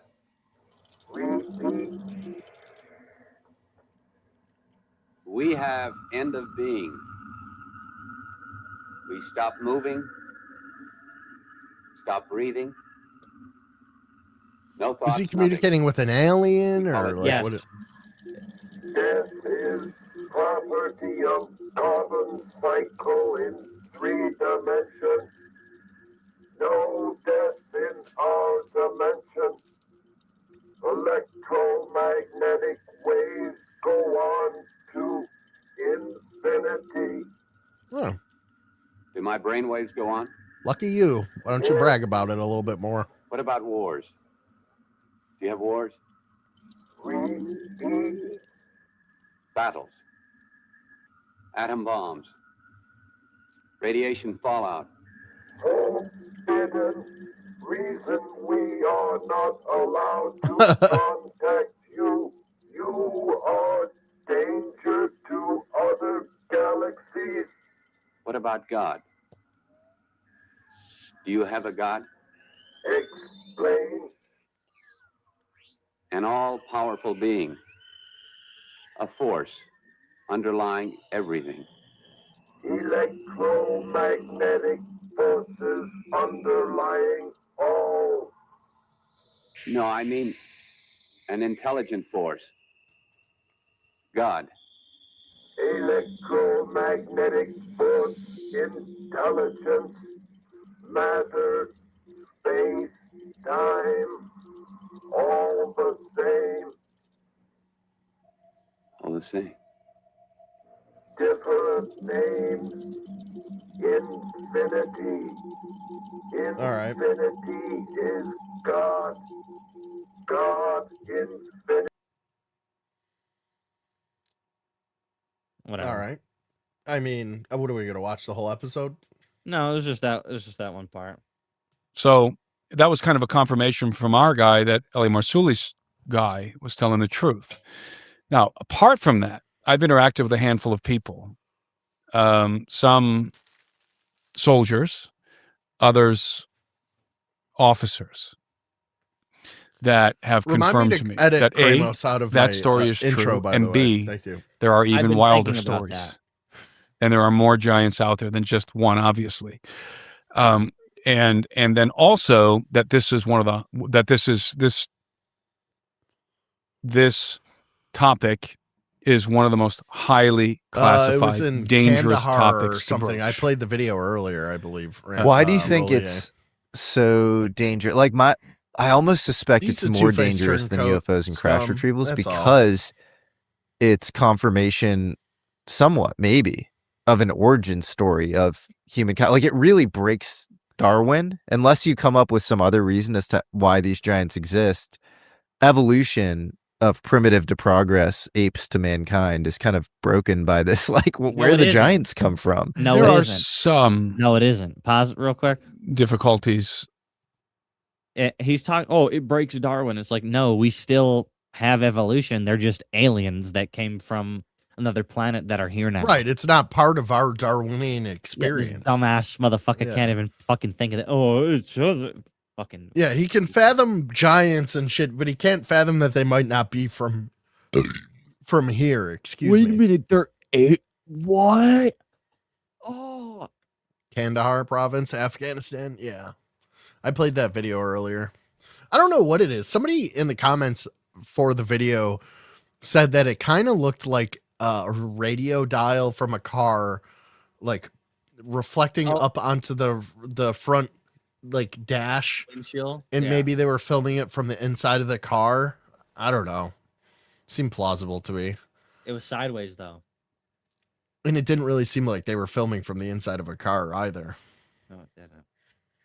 For evolution by natural selection, but not too many. I mean, they could just say that this was a divergent. This out. It says gray but aliens, also abduction. Being a eager ufologist for all these years, I know that gray aliens exist, and I know I say that definitively, but I think the evidence is overwhelming. And the reason why I say the evidence is overwhelming, primarily, it's not because of the whistleblowers and all of the crash retrieval stuff, Leonard Stringfield, all the stuff he compiled, although all of that is compelling. What pushes me over the edge is alien abduction. That's what pushes me over the edge. I agree with him 100%. So, I would say that's the least I have too many reliable source. I don't think so. We literally have grays. I mean, how many of them have you read? I've read a bunch of them, and I got to say, a lot of them are compelling. Yeah, but the whole thing. Okay, it's funny that you bring that up. What about the tall gray aliens that they see? You think those are tall Nordic whites with gray masks on, so they're easier to? No, they're different types of grays. The government breaks it down for you if you want to get into it. Like there's the short ones, and then there's the tall ones, and the tall ones talk to you, and the short ones. The government literally calls them EBE1, EBE2, EBE3. Extraterrestrial biological entity 1, extraterrestrial biological entity 2. The EBE ones are the fucking Roswell ones. Here, I have a picture of them right here. These are technically grays, right? In this picture, right? This little guy, look, he's got whites to his eyes. Usually they wear little lenses that cover their eyes. Contact lenses. They do. They have big, giant black eyes, but they have regular eyes. Some of them. Space. Well, these would not be like the drone type. These are not like the AI drones. These are like biological entities, right? Well, these are actual. They're kind of biological anyway. They're not just pure robots. They're Right. made to live for like a couple months. That's why they don't have But they're a naturally occurring species, I'll say, in the universe, right? Who have created the drone versions of themselves to go to and seed other planets to do work for them, and they send them on a big hamburger ship that can replicate ships with you don't think replicate that drone the versions grays are of just them. the drones for like the whites. Well, they all that's the other part of it, Faded Bones. The gray drones work for all of the species, apparently. I think that I don't know if it's that they work. The for them or if mantises that's have like, them. The that's tall just what Nordic whites you- have them. The Nordic whites, and don't get confused. There's tall Nordic whites, and then there's Nordic whites. And the Nordic whites are also tall, by the way. They're like 7 feet tall. And they're also aliens. Yes. So the tall Nordic whites are like elf niggas, and then the Nordic whites. Yeah, they're are more Nazi- like ethereal beings. Like they move quickly, like they can move That's- in like a so blink of an they're not the eye. one that were Nazis. Those were the Nordic whites. The tall Nordic whites are the ones that the guy saw in the Dulce Wars, where they're out on the desert test range, and he was like working in like the Nevada test range, and was assigned to like a little booth out in the desert, and he came in contact with like a child version of one. These things apparently have like paper thin bones, and if you like, you could easily kill them with your hands, but because they know that, they're like lightning quick, and they can like fucking like gut you in a second. Like they're super dangerous. Like they move in like a blink of an eye, and they're fast to kill you. Those are not the Nordic looking beings that we're always talking about, where they have like blonde hair and shit. This is like, it's like a different type of being. I don't know. I might be getting them confused or something. One of them is trying to like gut me, and then I sneeze, and I like it turns into, you know, when you like squish a moth between your fingers and there's that dust. It just literally turns into fucking. I sneeze and I turn it into dust. I'm gonna have to see if I can find a video about it to better explain. Friends and associates who've seen them. I get it. Yeah, and have been and touched them. Yeah, and have been taken by them. So, yeah, the amount of people out there who have been taken, have implants with, you know, the implants have isotope ratios that don't occur on Earth. Mexico, the Roger weatherman Lear in was Nevada. literally like extracting them from bodies. Arcturian? Many. Is that it? And then Andy captured one of the best and I don't know what you think about it, but one of the best UFO videos I've ever seen. Oh, I've never seen this. Oh, you haven't? I You had to have seen this one. Maybe. I think was it in Lebanon? I can't remember the details. Crackadona, And it's it's your like favorite it looks video like a ever, craft. look. You can see grays inside of it. Hey, Oh, Kimbergus. yeah. And It's I don't. literally People your say that favorite- that's been debunked, and other people. Whoa, is he saying his boy captured this? Yes. Yes, this is like probably one of the most compelling UFO videos of all time. People say it hasn't been debunked, but I didn't know that was his video. Yeah, That's Roger Lear amazing. captured that. Wow. Roger Isn't that Lear weird? captured that? I didn't know Here's that. the guy pulling implants out of people. Yeah. Captures that video. So You're now right, whether even or have not that pictures of video it has saved. actually been debunked, I don't think so. I think it's one of the most compelling videos I've ever seen. Certainly. Is it Lebanon or is it Turkey? Or Turkey. Turkey, yeah, somewhere in yeah, there. yeah, Somewhere in that area. Yeah. I don't remember where it is. Yeah. They're looking over the ocean. No, it's an amazing video. Yes. Yeah. And I mean, it looks like these big bulbous headed gray aliens in there. And nobody's ever Yeah, they don't really show up. I kind of blew it up in this image. You can kind of see the aliens a little bit better. See here, you got on your left. It's almost like their ship has a sunroof, and it looks like if in some of the video that they're actually operating on somebody. Like there's a body laid out parallel to these two beings in the top of the craft. But very clearly you can make out an eyes here, the big bulbous eyes, big bulbous head. Yeah, that's that video he was just playing. The Kimbergus video is really something. Conclusively debunked it, as with a lot of imagery. It's Yes. you have the negatives, and nobody can conclusively That's right. say it's fake. Long before the age of AI. Yeah. So I don't know, but that Roger Lear was awesome. Mm-hmm. And yeah, implants are so overlooked. I mean, it's like, by the way, this I had is heard oftentimes maybe my by the end of the conversation with some month of the we may congressional get people. I soft interact with. disclosure from the Like, president. you want evidence? Yeah. There's a lot of people walking around with exotic material, technological material in their bodies. Yeah. And I don't, there's no question about it. I mean, this is the aspect of ufology where you can mine the most physical material evidence, is the abduction stuff. Yeah, it's so strange. You know, I interviewed Whitley Strieber, and you could say what you want about some of his stories or his book or his writing background, whatever. I felt an implant in his ear, and I don't think he's putting it in his own ear or behind the ear. Yeah. I don't think he's doing that for show. Yeah, it's right here. It's at the top of his ear, and it's so strange. And then I just did a show with my buddy Chris Ramsey, who runs this great podcast called Area 52. We had this guy come up on stage And he had an experience when he was a child, and he has something very similar in his ear, and he could put a magnet externally on it, and it'll stick there. It's so strange. Most people who have implants, most of them are generally located somewhere in the head, although people have had them all over. Roger Lear extracted implants from knees and whatever. And, you know, my colleague and good friend, Elie Marsuli, worked with Lear and was there when they extracted some of these implants. And he would describe to me how some of these implants were evasive. Yep. They move and they're not rejected by the body. Yep. They don't cause swelling. They migrate around the body. But often, and many abductees have ejected them unintentionally from their nasal cavity. You know, they'll have a bloody nose. I will say a lot of these implants have been proven to be when you mow the lawn, say you're wearing like sandals and you're mowing the lawn, little chunks of that metal blade flick off at like ultrasonic speed and like embed itself into your skin. Like, and you won't even feel it when it happens. And it's only when you go to a doctor. What does wearing sandals have to do with that? Because it like because I would be wearing sandals. Yeah, which is really stupid. If you fall backwards, you pull that lawnmower onto your feet, you're gonna end up like Blade. Yeah. My Vans would have prevented this. My steel-toed Vans. Well, might have kept you a toe or two. And they eject an implant. Yeah, a little BB will come out. A little BB will come out, and they're shaped variously. Like some of them are.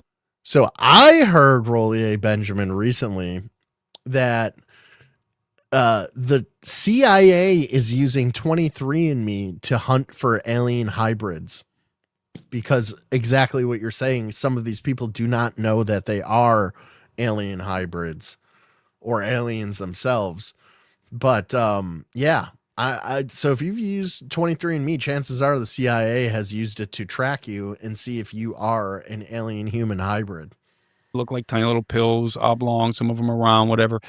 And I think Lear concluded that they had some sort of nanotechnology in them. Yep. Some very, very sophisticated technology. And it's like, that's physical evidence. It is physical evidence. That's physical evidence. And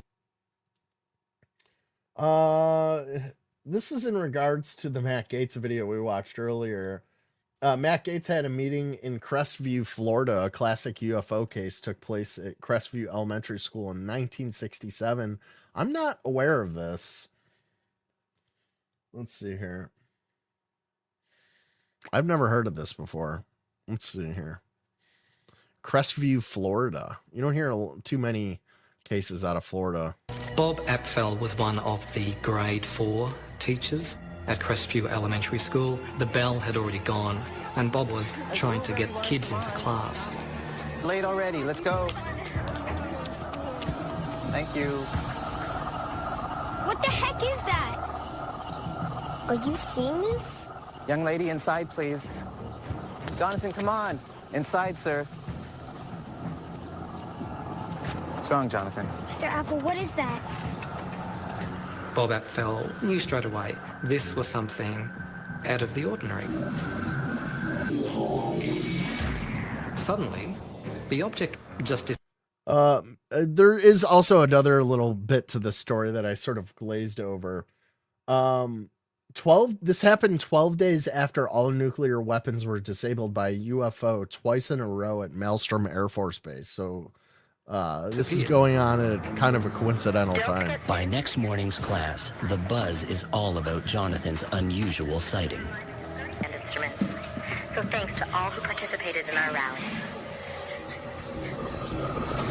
It's back. For another, oh shit! What? It's brought company. This time there was more than one. There was one larger object and two smaller objects, and the two were acting like escorts. Wild, dude. People saw something they couldn't describe or have never seen before.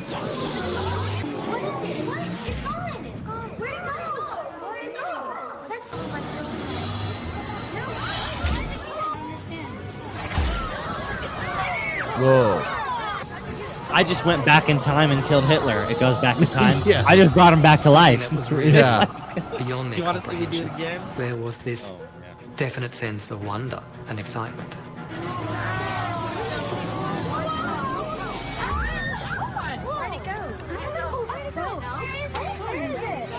The object was able to Keep ascend trying, to Cap. You'll get me eventually. take off I respect at your incredible tenacity. speed.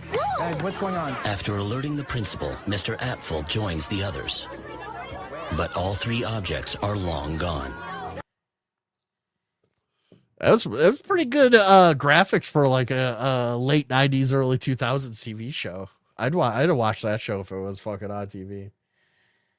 Let's see here. Stop screen. This. All the people around me have leukemia and they have bone density problems. Why do you say that? Because I made them that way. Anyway. And not only that, and I know we're diving into alien abduction, but not only that, because before I dive into alien abduction, let me just wrap up what I was saying real quick. So I said that the angelic stuff doesn't account for the totality of the phenomenon. Yeah. Because, I look at the gray alien faction. Again, I'm very, very persuaded that faction is real. And you have the little grays, people think are automatons of some kind, maybe artificial intelligence or something.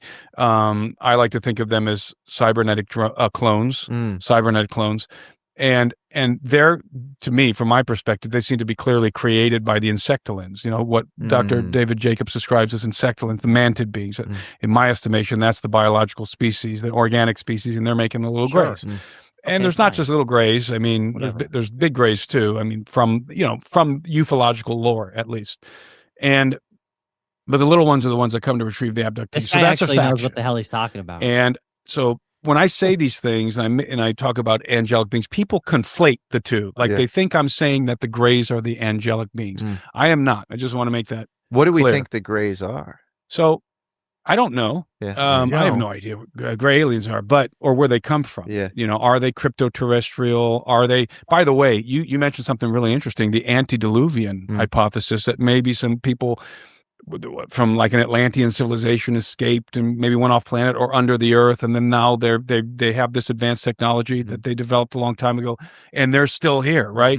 I love that idea. I don't know if it's true, but I find it intriguing. I find it intriguing. Yeah. Now, one thing I think we can say about the grays definitively is that wherever they come from, they have bases here now. Yeah.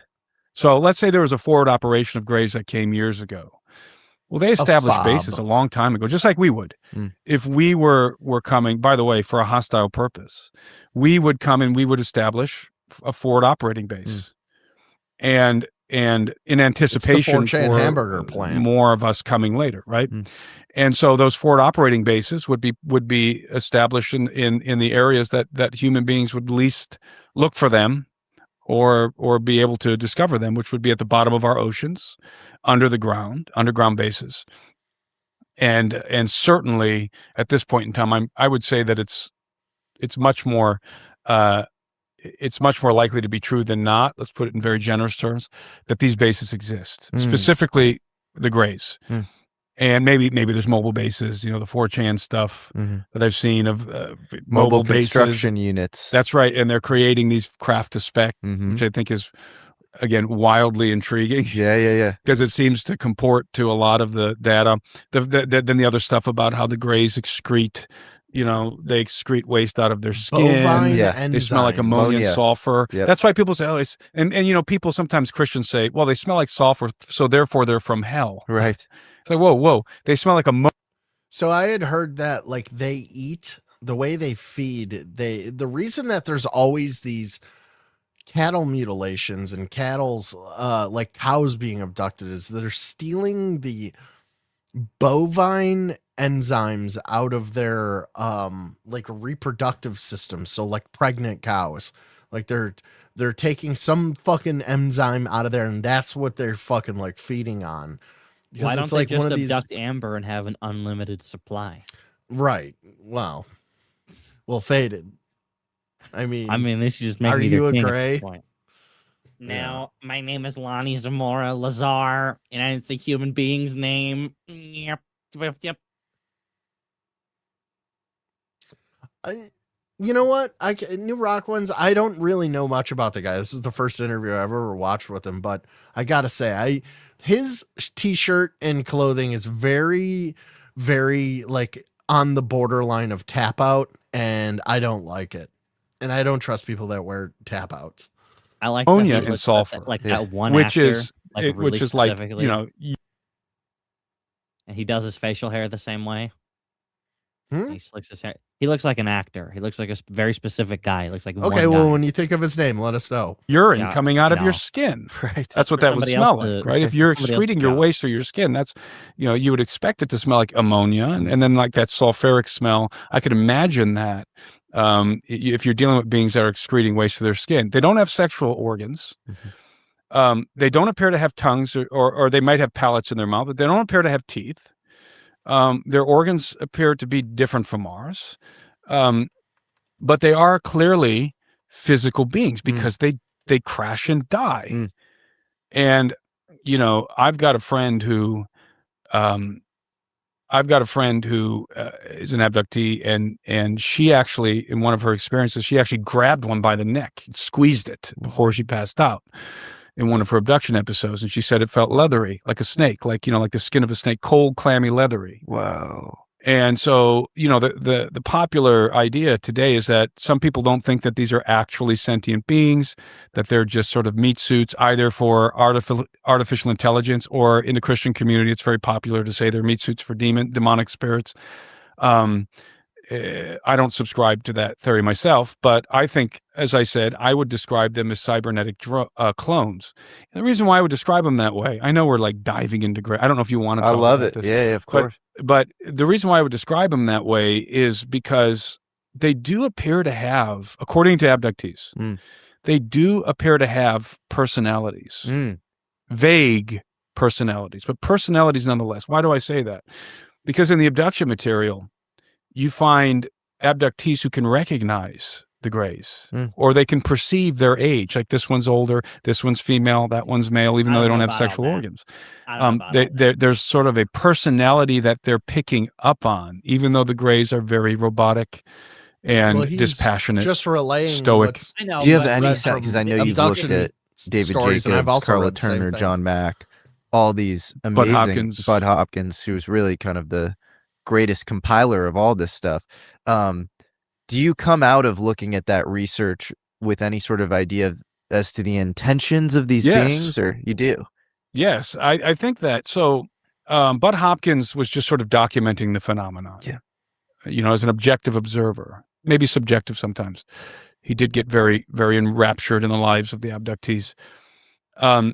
But brilliant researcher. I'm gonna separate out John Mack. I have tons of respect. Read about. Love John Mack, but John Mack was much more psychologically involved in the phenomenon. Like kind of just sort of trying to parse it from a psychological aspect. He was on the fence about it being the physical, but nevertheless, he laid a lot of groundwork. And him and Bud, I don't know if you can still find these. Have you ever seen the interactions, the dialogues between Bud Hopkins and John Mack? I don't think I have. Yeah, really fascinating. I know they were childhood Both friends. men were just complete gentlemen. Yeah. Both of them were extremely intelligent guys. Both of them very objective.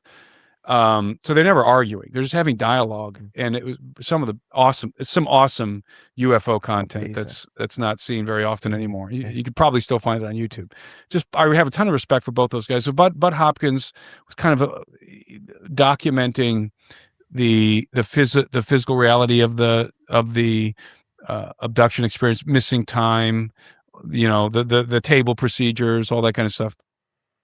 Then enter Carla Turner, who was herself a student of Bud Hopkins from afar, and Barbara Bartholick, who she interacted with, another great abduction researcher. And what made Turner unique was that she was an abductee, and her family. So now she is writing from the perspective of being an abductee. And her family was subjected to both alien abduction and MILABs, military abduction. And Carla Turner stuff is so fascinating. I love Carla Turner. She died, obviously, very aggressive cancer. I believe Hopkins died of cancer too, if I'm not mistaken. Yeah, Barbara Bartholick, if I recall, died in a car accident.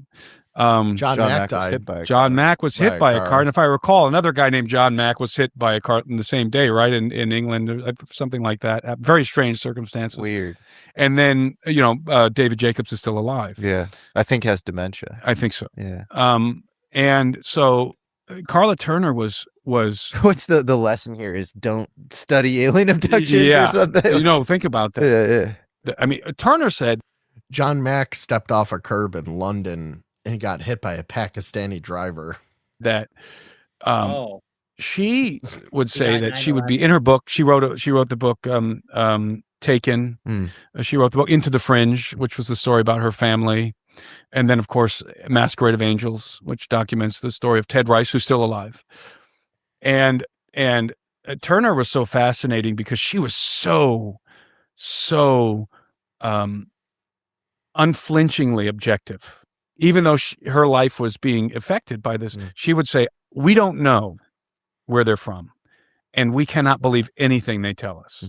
Here's what we know. We know they take us against our will. We know that they force us to carry babies. We know that they take sperm and eggs.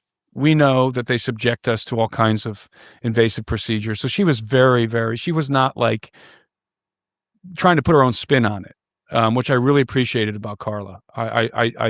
We really lost. This is what I was talking about earlier, was like the whole Matt Gaetz coming out and saying this thing about the alien human hybrid program is not new news to anybody who pays attention to the phenomenon. I've like heard about 90% of these people, and a ton of their stories all purport the same thing's been going on forever and ever. These aliens like to fuck, right? An amazing Why are they doing researcher in Carla Turner when she died. And the new, all these new people coming to ufology, they don't read Turner. They don't read Hopkins, So, but what I was going to say about Turner was, she really highlighted a couple of things, the capabilities of these beings. She referred to something she described as virtual reality scenarios. Huh? That's European faded bones. It's John. Okay. We're just like each other. VRSs, that these beings were What's up, Johnny in possession of technology that allowed them to fabricate virtual reality experiences so that an abductee can be seeing and hearing things and in this complete virtual environment, and you could have other people around them and they're not seeing the same thing. So it's like a hijacking of human perception. It's literally Descartes' demon. Yes. So they have the ability to hijack, I think, both through telepathic powers and through technology, the implants. So, and external technology that's directed toward the abductee. So, as far as those implants go, I heard an interesting theory on them. Somebody who was an abductee who obviously had one of the implants had questioned one of the beings when he was on the ship with him, whatever. Take it for what you want. This guy really did have one, though. He showed everybody. He had one in his ear. He goes, why do you put the implants in us? To track us? Or like, what is it for? And the alien was like, tracking implant. Like, he almost didn't know what he was talking about. He's like, oh, we put those in you to get biological samples so that we can take it back, because you guys have a bunch of diseases that you can give us, and we use that to make immunities for ourselves, to make ourselves more immune when we're interacting with you, right? So it's almost like you're muted. That's the best lie ever that they could ever tell us. It could be, but it's also it's the first time I've ever heard that theory, and it actually does make sense too. If you think about it, have you ever seen how they used to make soldiers immune to like smallpox and shit during the Revolutionary War? They would like cut a slit in their skin open and shove pus from somebody who died from that disease into the hole and if you survived, you became immune to the disease. It's essentially these probes or whatever they are meant to inoculate the aliens against diseases that we carry. According to this alien. Yeah, the Indians. The Indian invaders. Did I check out Elite Dangerous? No, I did not. Actually, I think I did watch a video for it. I've already forgotten it though. Turner's first, the first thing she would stress, or one of the main things in her books and in her lectures, was you cannot believe these beings. You can't. You can't believe anything they're showing you. You can't even trust your own experiences when you're with them, because they control your perception. They lie. 100%. You are under their control. That's that's one of the main things she would false stress. memories. I think that's a very healthy starting point. As It to is how to think about all It this is stuff. a very healthy starting point. So all these people established, like with alien abduction, John Mack and David I'll Jacobs. try again, Leaves. And all of this really culminates in David Jacobs. Like David Jacobs, I feel like pulls all the pieces together, puts them together from a very objective perspective. He, of course, was a tenured professor of history at Temple University. So he was approaching it as a historian. And all of these people, between them, they interviewed thousands of abductees, thousands. And some of it was hypnotic regression, and some of it was like with David Jacobs, he didn't practice hypnotic regression. He just did what he called relaxation techniques. And so all of them one of the things that you realize is that this phenomenon, alien abduction, their starting point, just like you said, is deception. That's the starting point of this phenomenon. Deception. The program is covert. The Greys don't communicate. All right, let's pause that for a second. Guys, I feel like I should did you guys hear about what happened to Lou Elizondo recently? He almost died. He got an attempt on his life? No, he got into a terrible motorcycle accident. He was coming from his office to home. He was riding a motorcycle without a helmet has got to be the dumbest thing you could do as a human being. Yeah, I mean, what if you wore... I mean, yeah, good thing I was wearing a helmet so that my head stayed on... So that the helmet stayed on my head and my head was detached from my body at 100 miles an hour. Thank God. Now they can put my head in a casket. No, dude. Helmets save unprecedented amounts of lives when it comes to war. If you fly off of a fucking motorcycle and you have a helmet on, like, you're going to get, like, paralyzed and your fucking spleen's going to fly out. Like, it's like, okay, I didn't get brain. It could save your life, dude. Now I'm wear a paralyzed. helmet while you're on a motorcycle. Wear I a would rather motorcycle. have one Wear a without helmet on your... Well, case in point for what I'm about to fucking show you, the guy, if he had a helmet on, it would have been a lot less fucked up, and he's not paralyzed. Okay, man, it blows. I like when you yell, it's actually quieter than your normal speaking voice. Oh my Your God. mic cuts it off. I've never met somebody so confidently wrong all the time. Jesus Christ. Okay. No, don't wear a helmet. No. Yeah, because the helmet protects Shut up. Fine. I just wanted to start chronicling my. Oh, sorry. I've got some dogs here, as you can see, some friends of mine that are obviously trying to give me moral support. About a week ago, I was involved in a motorcycle accident.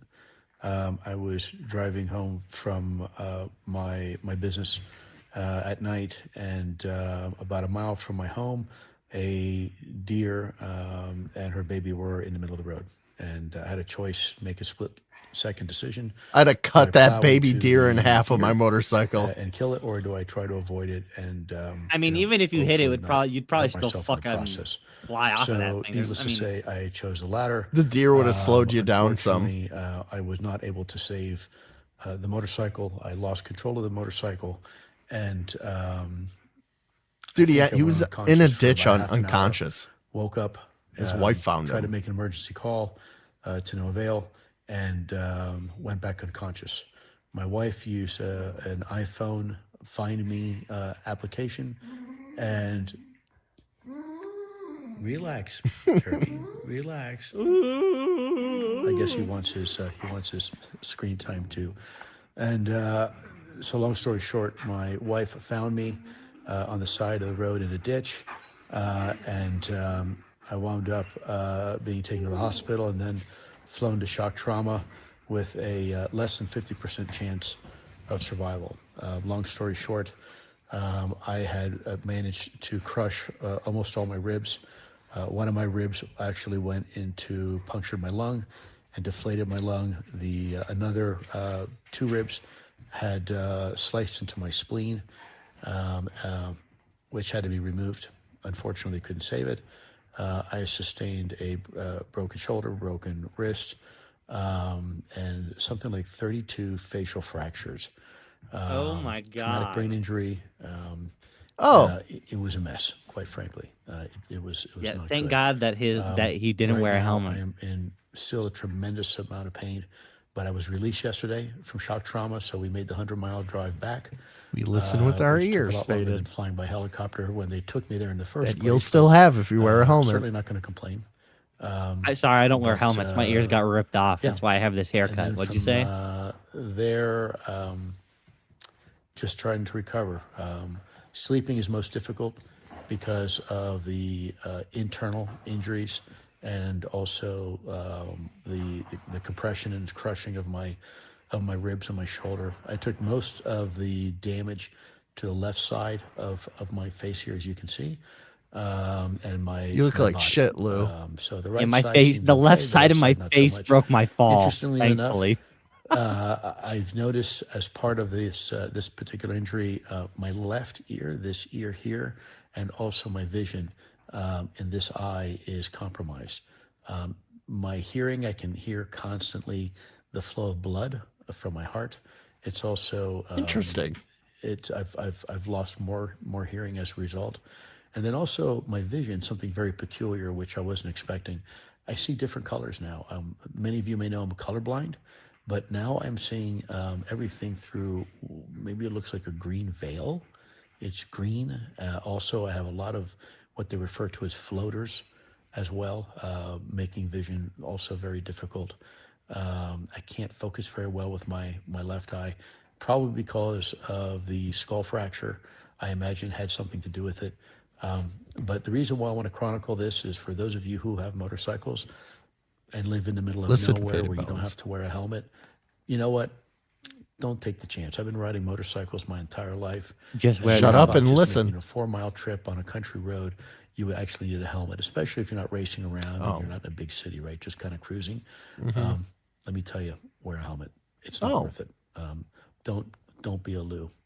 So I will continue. Yeah, don't be a Lou, Faded Bones. To chronicle Crackadona, would I ride a for skateboard you. at like 60 miles an I hour will without tell a you helmet? the real Probably pictures, not. what my wife released on social media was after, so I look significantly better. But the initial His hair is pictures fucked up. are quite gruesome. So I will probably release them as part of a little video, just to emphasize for those of you who have motorcycles or who have of his families who have hair. motorcycles. To His head emphasize, is dented. Wear a helmet. Wear a helmet. Wear a helmet, Wear a guys. helmet. All right, guys. Talk Don't you listen later. to Faded Bye for now. Bones, everybody. Wear a helmet. You're not okay? listening to me. I never said to not wear a helmet. I just, his punctured ribs and his lungs have nothing to do with him wearing a helmet. Yeah, but he wouldn't have a traumatic brain injury if he had a helmet on. He wouldn't have gotten in a crash if he wasn't Lou Elizondo talking about aliens all the time. That doesn't make any sense at all. They fucking threw like a baby deer in front of him. He's like, oh shit. Did you change wigs? Your hair looks different today. Did you like comb it or something today?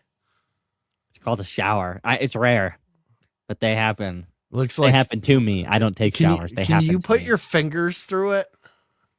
What do you want? You want my wig glued to come apart? Yeah, well, I bet you can't. No, like stick your hand in through the side and like try to like get it through. Now go down.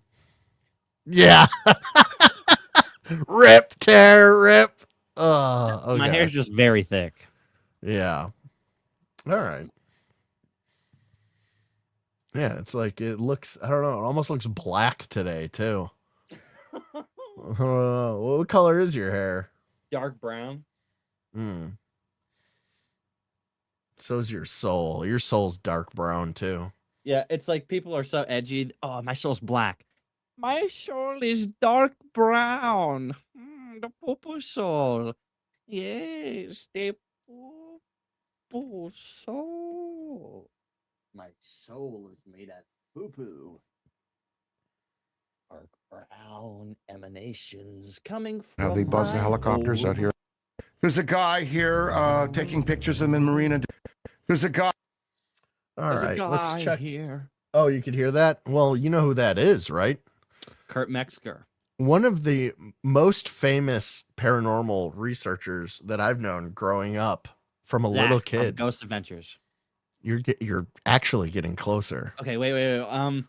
Real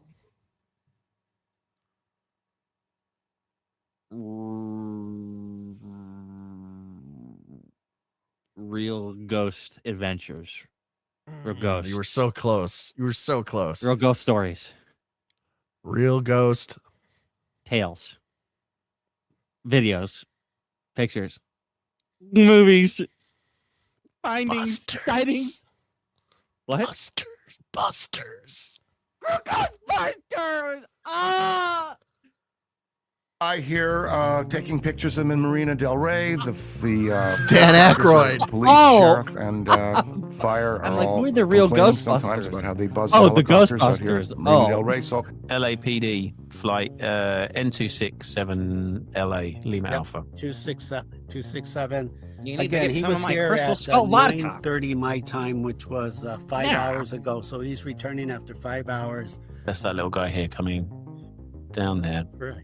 For people watching. Yeah, Venice Beach at the moment. Venice Beach. Just off Venice Beach, yeah. The camera's on, the radar's on. If we hear it go off, I don't want him to turn away. It looks like he's coming straight in. This is all unplanned, completely unplanned. All right, let me go up there now. Okay. Press record, and I'll give out a shout out if anything happens. I'll stay Me listening. when I I'll keep say I watching see flight. a UFO. Flight, I couldn't radar record it. 24. Sorry. I saw it though. It was cool. Let me tell you about it. You know, as a scientist, I said, wait a minute. Why do these things only fly when they're helicopters? So I turn my camera on, I record it, and sure enough, when I play it back, you can see these small, tiny objects flying by the helicopters. These things are consistent. They do not change. The characteristics do not change. The shape, the size, Torpedo. the format, the silhouette, the predictability. Whoa. You see how it was like a wing flapping of a bird? Is it a bird? That's kind of what it looks like.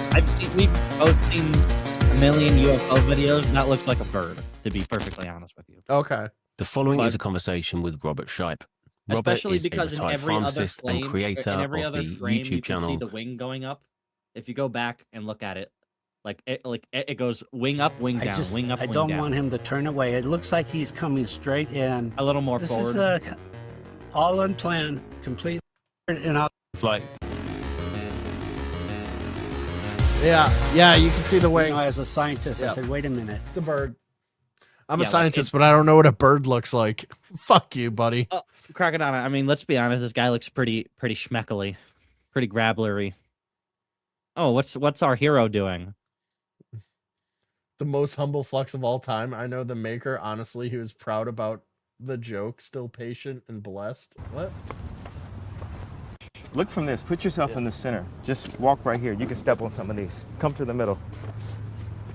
You can step on. Don't worry about stepping on them. I know the maker. It's him. It's him. Kanye is the maker. He's the designer.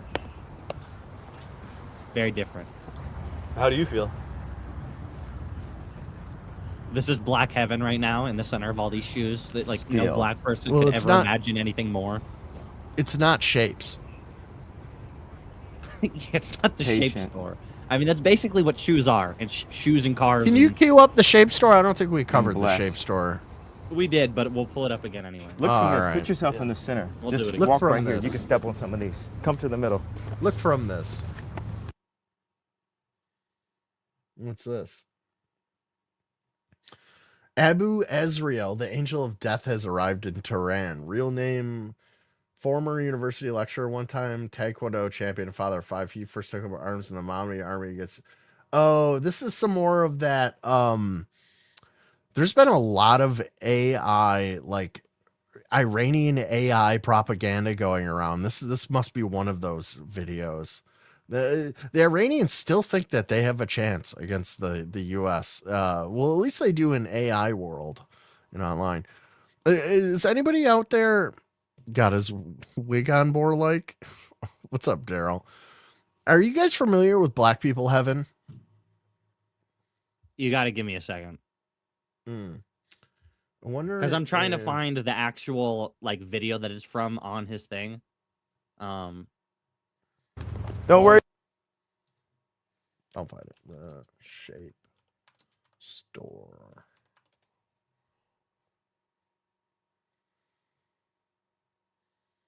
Got it. Yeah, but this isn't like the. Yeah, It's got to have the read up. The Sam Hyde Okay, part. I got it. No, I got the two tweets. All right, so listen to this, guys. This is an interesting tweet that we came across. Faded Bones first discovered it. The shape store is an afterlife for Black people. It represents the Bacchanian tempest of chaos that stirs in their hearts. It is neither Bacchanalian tempest of chaos that stirs in their hearts. It is neither heaven nor hell, but a tense purgatory of motion, wonder, violence, and colors. The shape store is what they grasp for while alive. The shape store represents the platonic perfection of consumer indulgence that fulfills the Black impulse for status hierarchy. The absurdity of the premise highlights the purposeless trinketry in the shoes, chains, and clothes they steal, harm, and kill for. At a macro scale, there is functionally no difference between a limited edition pair of Jordans and a green rhombus made of plastic. The shape store is perpetually a nighttime urban liminal space beyond the corporate McDonald's play pit funhouse aesthetics. Everything is lit with the hostile comfort of street lamps and concrete. The sky is a kindred darkness, beckoning ancient memories of African dirt finally cooling to a reasonable temperature in the dead of night. The shape store embraces incoherent traffic from clown vehicles. You can go to Jeff Vanderloo in St. Louis right now and find at least 3 Black men stuffing themselves into toddler car frames with lawnmower engines, zooting around at 30 miles per hour between sidewalks and streets like Roblox NPCs. A ghetto-rigged solution to suspended driver's licenses becomes a hidden portal into a childlike whimsical sensation that only Miata owners could ever hope to come close to in the civilized dimension. This tender succulence is immortalized in Black afterlife, a world where the joy of vehicles is divorced from the risk and mental anguish of navigating rules or considerations that traffic normally invokes. The shape store is a place where squabbles and beefs openly occur without any sobering reality of death to haunt the participants, much like the pool punch putting? The pool punch putting plotting of Dream Combat. Occupants of the shape store fight in ragged sitcom-esque tussles. They grab each other in gesticulating pratfalls, shaking each other around onto the ground. They point fingers to make their ops' heads explode into a cloud of smoke like Looney Tunes characters, falling onto the ground in stiff wooden cartoonish fashion only to pop up later and dance a jig. The shape store is decorated in the same clinical, simple colors and set pieces that remind Black people of the mandatory public school attendance from early childhood before a self-imposed 8th grade permanent hooky graduation. A place and time where they saw the most color in their physical lives that wasn't immediately degraded into ramshackle shades of black, brown, and gray. The shape store is simple, easy, intuitive. It is a place where the rules only exist to the point of visceral emotion. Logic is restricted to 5-second periods of visual coherence. Games are simulacra of their real-life counterparts. Chess is arbitrary uniform pieces being slammed onto the board while slogans are chanted out like magic spells by old unks wearing suits and fedoras. They're versions of wizards' robes. Gambling is just shaking pieces on tables, with winners being decided by who screams the loudest. Carnival games reward unconsidered raw speed and velocity, and they always end in explosions. The shape store is the perfect balance between form and formlessness. The shapes are hard enough to retain their shape, yet soft enough to throw or be thrown into without pain or injury. It is a colorful padded room where nobody can harm anybody. Much like baseball, it allows the furthest displays of violence and aggression. Much like basketball, it allows the furthest displays of violence and aggression without actually having to cross into a realm of consequence. Objects can be thrown at anybody, anytime, for any reason, without consideration. But unlike a snowball fight, nobody has to deal with the labor of constructing something.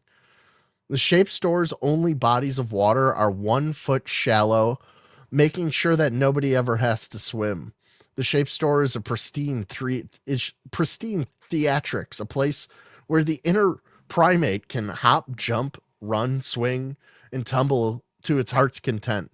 The shape store is always noisy, never allowing the disturbing silence to encroach its patrons. The shape store always smells vaguely of weed, Play-Doh, and a grape juice. Damn, we're almost there. This motherfucker wrote a goddamn whole thing. He's like, I'm not racist. It's a treatise. It's a real treatise. The shape store is perfect in that it is a store where nobody ever pays for anything and everyone is a customer. The shapes are abundant, but each one is unique. The 12 basic shapes and 6 basic colors available are essentially infinity to the black mind. The endless dimensionality of facing 2 mirrors against each other, allowing for the satisfaction of eternity, while heavily reducing the RAM usage on God's computer. Yo. The shape store is a mirror image of the modern black urban environment. Blacks live inside of video games every day of their lives. Everyone who is an outsider is an NPC who can be harassed or harmed without consideration. Any object is loot. Any environment is destructible. Any importance is relegated to physical stats. And jail is just the respawn lobby. The shape store is the sandbox. Infinite time limit and infinite fun for the discerning customer. The shape store is a black afterlife, a place of ease and peace through turmoil. A perfect play pit hamster wheel where nobody has to do anything or be anyone so they can do everything and be anyone else other than themselves. It is the whole world in the black mind reduced to a parody of what a dim consciousness perceives it to be, colors and shapes. Let's take a look. Let's play I have the Sam Hyde one here. We can watch them watch it. It's the same video. It's literally the same exact. I don't even think they play the whole thing all the way through, though. It's only a minute long. I'm sure they do. Sure. You seen this, Nick? I got like 8 of these little new shapes. What the fuck is this? The shape store, ladies and gentlemen. This is Black Heaven. Is AI? Yeah. Wild. That's retarded. Wow. Wow. Oh shit.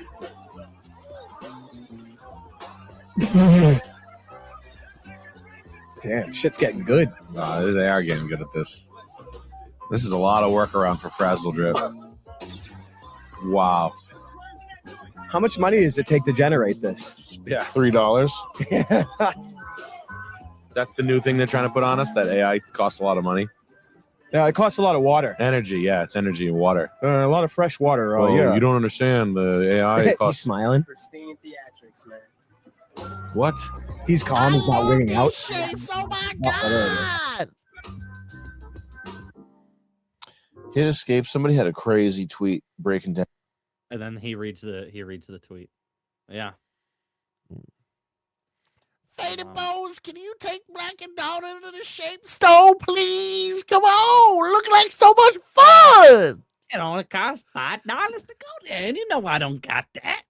Come on, Uncle Faded Bones. It's been so long since you took me out. Last time you took me to see the animated Ninja Turtle movie. Oh my God, I had fun, and I saw myself when April O'Neil came on the screen.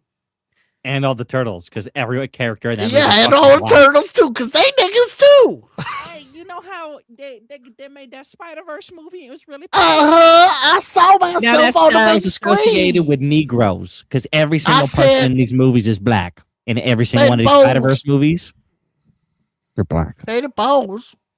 I finally got to see myself as Spider-Man. Ain't no Miles Morales, you bald ass nigga. They don't got us bald. What are you talking about? I was 2 Miles Morales for 2 hours and 38 minutes, okay? Why are you so mean to Crackadona? You know he's got issues. He's got problems. I know. Can't do math. He's a sensitive boy. Now I'm going to get stuck taking him to the shape He's not store, good with Faded money. Bones. He thinks everything costs $5. Well, don't tell him Great that. man. I'm going Have broke buying things $1, for him. he And you just take thinks away everything's $1. $5. How much do you have? 37 cents. 37 cents. Like, he understands numbers, but he doesn't get it when it comes to money. That's the dumbest fucking thing that I've ever heard. It's, you know why it's stupid? Because unlike time, which goes by intervals of 60, money goes by intervals of like 100. So it's just the same as anything else. And it's not hard to understand. And that's the dumbest part of that movie. Because it's like, oh, well, we want to have a scene where he goes and bet it all on black. Oh, Go on, you have whoa. to go watch There's Wheel of more. Fortune. Guys, there's more. This is backstage footage from the shape store. We're going to have to take a look at this. They be selling this in the back of the shape store, man. Yo, let me. Hold up.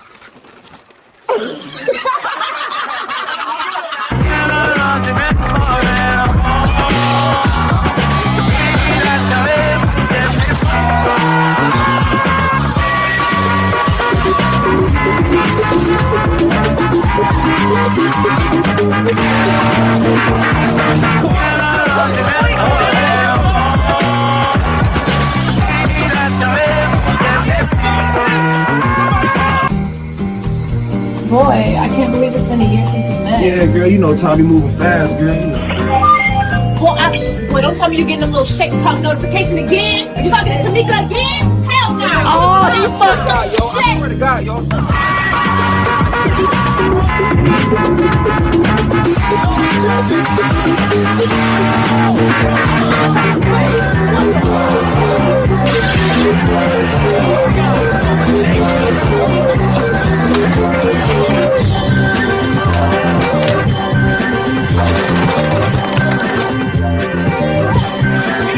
Just got back from our smoke break. These factory motherfuckers better be ready with the next batch of shapes. What the fuck? How the fuck y'all doing We this got in the next 5 minutes? match coming up. Hell yeah. That was fun. Bye. That was cool. He's just here for the shape store content. He just here for the nigga react. Any self-respecting black man would be jealous of Faded's hair. More than that, maybe my skin color, the fact that I'm Yo. not a bioweapon freak. I have a soul. God made me in his image and not vice versa. There's a few things, but I mean, whatever. It's fine. You ain't lying. The shape store does look low-key lit, bro. Low-key spelled wrong, by the way. I understood it. So did I, but it's spelled wrong. And it's a word that isn't even a word, and he spelled the word that isn't even a word wrong. Okay, we'll take it up with him. Do you want to go I as am. manager, I'm maybe? speaking it out into the world where he can okay. hear. Well, he's with my Canadian. microphone Give on. him a break. Is he? Oh, Leafs in 6. This is fucking Roulier Benjamin's like tumor that has fingers and a brain and can like type, you know? Right. Let me see Sentient here. tumor. What is this? That's how it's spelt? No, it isn't. It's spelt like low and then key. That's Loeki. Loeki? Loeki. That's Loeki.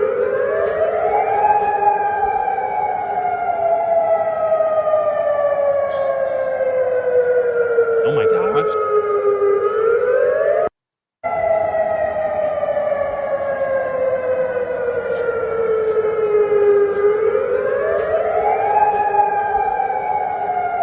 It's like a flare or something. That's like an asteroid. That's like space debris coming down.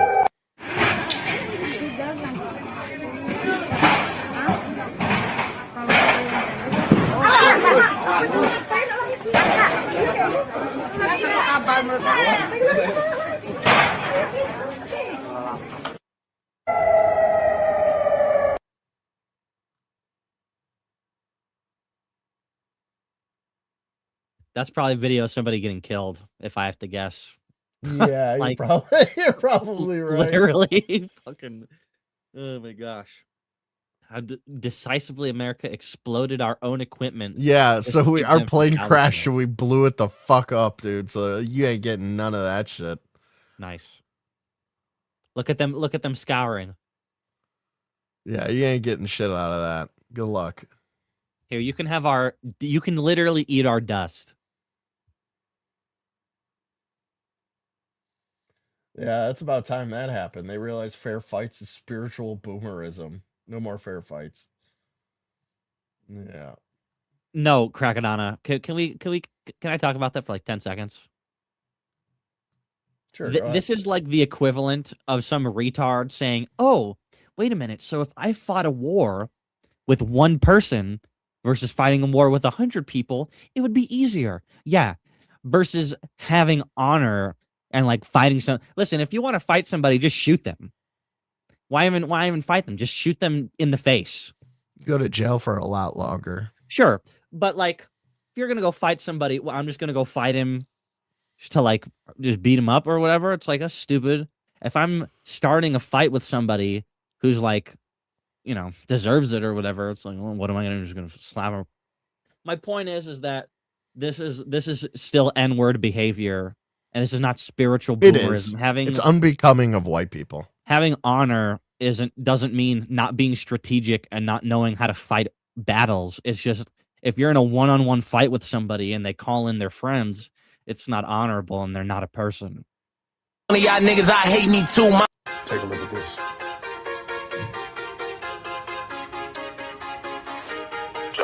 Niggas say they don't like me, I don't blame you. If I was one of y'all niggas, I hate me too. My mansion, got a lake view with some naked ass hoes in my 8 feet pool. Ain't too much that I can't do. We done made a whole lot. If you need a hate bitch, put a ticket on your top like a meter made bitch. Niggas wait for the drop like GTA 6, let's go. I've been on a paper chase to get it and race and whipping this shit that made them hate me. Different debates, for living to turn me to a rage. Just to make a major critical, looking for a place to fit in a place and with it awake. But I'm way too different to wait like a place. Some niggas with patience in them. I know I gotta stay committed to paint the picture before I start a race. And niggas who can't see different infatuated with guns, but I'm agitated and aggravated. The drugs got me activated. The industry been on my back and they mad I made it. I'd probably be another rapper assassinated. I never been a rat, never seen no affidavit before I tell on anyone I be decapitated, capacitated, and fucked like I'm masturbated, ejaculated, emasculated, and they don't know that I'm back in my bag with a motherfucker sawed off. They been praying I'ma fall off. Game on lock, but a nigga never logged off. Running from the cops, they don't wanna cut the doors off. I done came up, now I'm eating like a mob boss. I'll show you how to ball off. Yeah, I got a bitch with them hoes on my car log. Wanna get the dick to the dick, take a walls off. I was in the trap with the pack and the mask. Now I'm in the booth with the Mac and the gas. She ain't my type, put her back in the stash. I ain't tryna wife, I smash in the dash. I came too far to go back to the past. Back to the block where they left me. Over my meds and you about to get your head beat. Could be dead, now they calling me a deadbeat bitch. Whoa. If I was one of y'all niggas, I hate me too. Well, that was interesting. That was very black. I like Shake Chupacabra. store. He's got really good edits. AI videos. Or fucking background music right there. Oh, water is not soft at that speed. Oh, you want to see a guy die? Here we go. And dead, paralyzed for life. Whoa. Whoa. You made it. He was wearing his helmet. I bet he survived. I bet that guy is dead. No. Immediately on impact. No, faded bones. Daylight UFO video out of Wales. Shout out to Omate. Gets strange fast. One orb first, then three. Multiple witnesses, real shock on camera. Oh my Let's God. take a look. Oh my God. I just had that on camera. Oh, keep it down. I'm trying to paint over here. Keep it down. I'm trying to kill myself with this girl I never met before here. Yeah. Oh my God. I just had that on camera. If Kramos was here, that 638 would be I screaming at him. said. 638, 638. Look, there's another one in the car. Girl. I can't hear you. Paris is fucking loads of them over there. Where? Where? Where's the Maccas and the belly? Ew. What Ew. was that, bro? It was AI meant to make me hate them even more, so don't show me. Well, Crackadona, you know where they met? Whoa. Scroll up really quick. You know where Erica Kirk and Charlie Kirk met, right? At like a beauty pageant or They met something, in right? Israel. In Israel, really? In Isn't Israel. has that been proven though? Yes, she has said that out of her own mouth. You can look it up. Well, She says herself- something different than what she says. She said that they met in Israel. You can look it up. Yeah, no, to answer your question, my husband is impaired. Yeah, no, to answer your question, my husband is impaired to say whether or not we should be at war with Iran. I would love for him to be here right now and tell us if we should or should not. We have the clip. Please play the clip. Here's where I stand and where the MAGA base stands. We do not want U.S. boots on the ground. We do not want American kinetic involvement. This is Israel's war. Make sure we don't go to war against Iran, which would be a profound mistake for our country. So that's a really, really The mouth important is thing. weird. Pathologically insane. I'm sorry. It is. Do you understand how large Iran is? It's massive. Petty, you're not helping It's me a out with this very right now. big You're country. looking for the video It's to prove me wrong mountainous. for an argument that It ended makes 2 minutes Afghanistan ago. and Iraq look like a cakewalk. This is more Israel pushing for Iran. But is that America's problem? Does the mouth look weird to you or what? That's a question. I mean, maybe the answer is yes. Maybe the answer is, you know what? They were wrong about Iraq. They were wrong about Syria. They were wrong about Afghanistan. They were wrong about the Taliban. They were wrong about let me Libya. go back to They were the shit large list. Iran Look, is right here. It's massive. It's a very big country. It's mountainous. It makes Afghanistan and Iraq look like a cakewalk. This is more Israel. No, he pushing was for Iran. just But is that always America's weird problem? from the beginning. He was just weird. That's a question. I mean, maybe the answer is yes. Maybe the answer is, you know what? They were wrong about Iraq. They were wrong about Syria. They were wrong about Afghanistan. They were wrong about the Taliban. They were wrong about Libya. They were wrong about the Arab Spring. They were wrong about Yemen. They were wrong about the Arabian Peninsula. They were wrong about the 9/11 hijackers being Saudi Arabian. But hey, 10th time's a charm. This time we're actually right. Well, here's the thing. I mean, the whole premise of this tweet's argument is kind of a misnomer because nobody wanted this, right? You know what I mean? Like, why can't I get back to the original thing? Erica pretends like she doesn't know Charlie Kirk's position on war with Iran. Wishes he was here to tell everyone. How does she think she can get away with this? I disagree fundamentally with the premise. Nobody wanted to get into Iran, but we are now. So shoulda, coulda, woulda stuff doesn't really matter at all.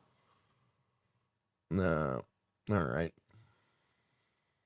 Nothing is by mistake. Nothing. I will never She forget is the time I creepy was as in fuck, Israel with man. my husband. Well, not with, that was the second time, but the first time with my mother on a pilgrimage. And I was standing in the ticket line. And I remember looking behind me. And in the snake of the ticket line was a guy The snake of the ticket line, by the way. who looked That's very a familiar. common I had phrase. no idea who he was. And I told my mom, this Did guy you know- looks oh, pause. so familiar. And as I understand that. She also just It just 10 means like a seconds ago said, winding ticket line. nothing is by mistake, Crackadona. And then her husband All gets killed and they met in Israel. It's just a few things that you could put on a list of weird Lots things. of lots of Christians go to, especially fundamentalist Christians, go to Israel. You know a that's where typical mother, Jesus she is said, from, go and right? say hi. That's also where the guys who You know that's killed where him the are from. guy. That's where the main guy is from. You think it's weird that Christians would go to Israel to see where the guy is from? Jesus. No, that in itself is not weird, but it's Oh, weird that we okay. say Judeo-Christian. which is That's like- not a thing. You can stop saying that. You can just say Christian, Judeo-Christian. I know it's not, but people say that it is. I'm not. I know. I didn't make Weird that up Christians. myself. Yeah. Catholics don't say that. by the way. No. We were late for our flight, and I'm not going to come off like a crazy person with a, that's just weird. That ended up being Charlie. Nothing is by coincidence. Now, did we know that no, not until we were like 3 months into our relationship and looking at timestamps, seeing that both of us were in Israel at the same time. But nothing is by coincidence. Okay. All right. So they didn't even talk to each other then. They just think they saw each other. No, they did. They did. So they like, then why went would they back- have to look at their timestamps to figure out if they Because talk to she's each other like- or not? Okay, so you're dating somebody, right? And you're like, did I see you 3 months ago at the airport going here? And she's like, oh, maybe I did because I was going at the same time. I mean, it's just And we weird. didn't Crackadona talk? happens by coincidence. It's just weird. Yeah. All right. I mean, you and I met in Israel, but that doesn't have anything to do with anything. That's entirely unrelated.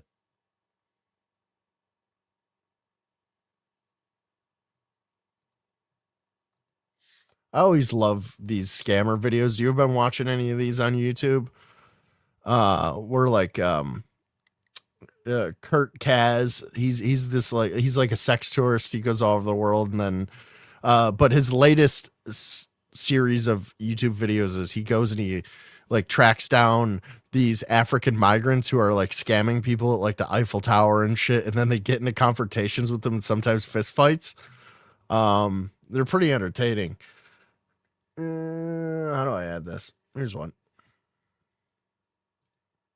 Is it gonna play? And to stage. To me? Yes, sure, present. No, no, present. It's okay, it doesn't suit me. It's a present, my baby. Oh, I have seen that. Okay, it's a present. Got a nice present here. My friend. Yeah, it's a present, right? This present too? I will do something for you, my baby. This present? Some money. They Well, give thank you you, man. presents Appreciate and it. then they ask for Call him. donations. But you said the present. His is all open on the floor and see how much smaller his brain is. They do. It's a present. You have problem? Do I want problem? See. Do I want problem? See. You said it's free. Oh, give me back present. Don't touch me, man. Don't touch me, man. Come on. Oh, give me back Don't touch present. me. Oh, he knocked Thank his you. ice Thank cream you out so of his much. hand. Grazie, Emilia. Don't fucking do it. Don't do it. No, don't do it. You can't go around telling people that they presents and then demand money from them. Because that's a scam. Do it, man. Don't do it. Scammer. Don't do it. Scammer. Scammer. You got video, man? Yeah. I call police.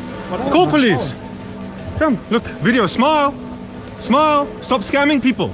Stop scamming people. Stop telling them it's free and then demanding money. You're a scammer. Don't reach then. Don't reach. Don't reach. Don't reach. I'm not scared of you, bro. I'm not scared of you, bro. Fuck you there. Fuck you. Ooh. Dickhead. Let's go, Fred. Let's go.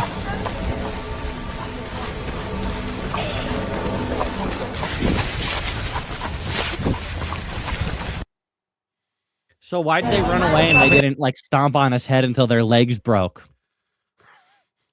I don't No, know. no, They're no, no. Why Europeans. didn't they They don't stomp have on that his American head work.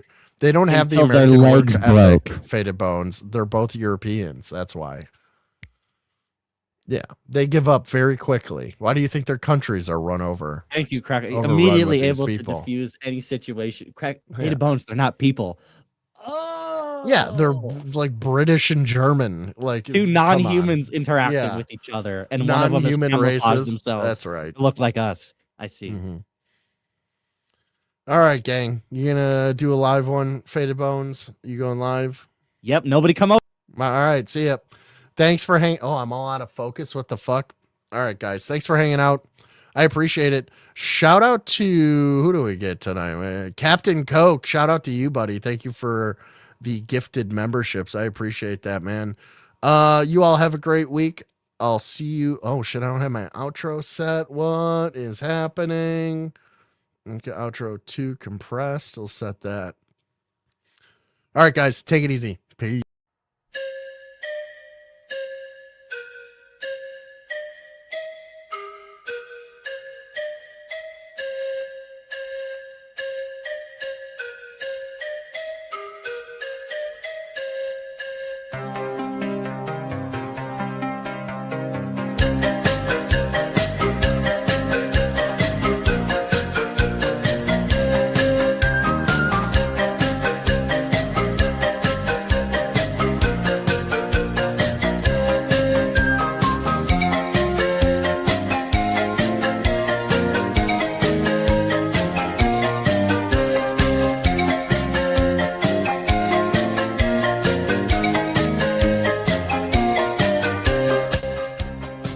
Bob Lazar picture, right? Am I stroking out tonight? What is happening to me? My brain is garbage.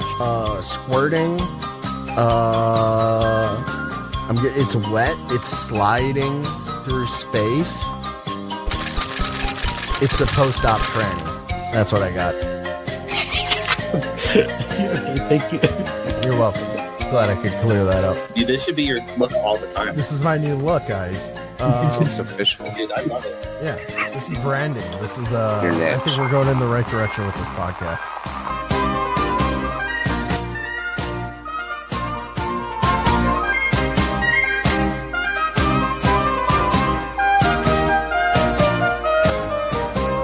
No, don't do it. Don't touch the vomit. Oh my god. It's so bad. Ew, why is she doing it in a seductive way?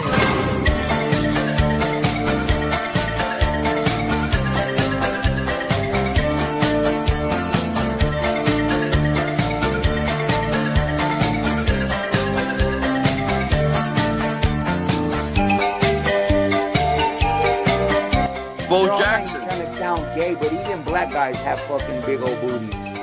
Yo! Why are you checking out black dudes' butts? Hella gay! That was the gayest thing that. It's gonna, it's gonna. Hey, but them black dudes do be having big butts, though. Am I right?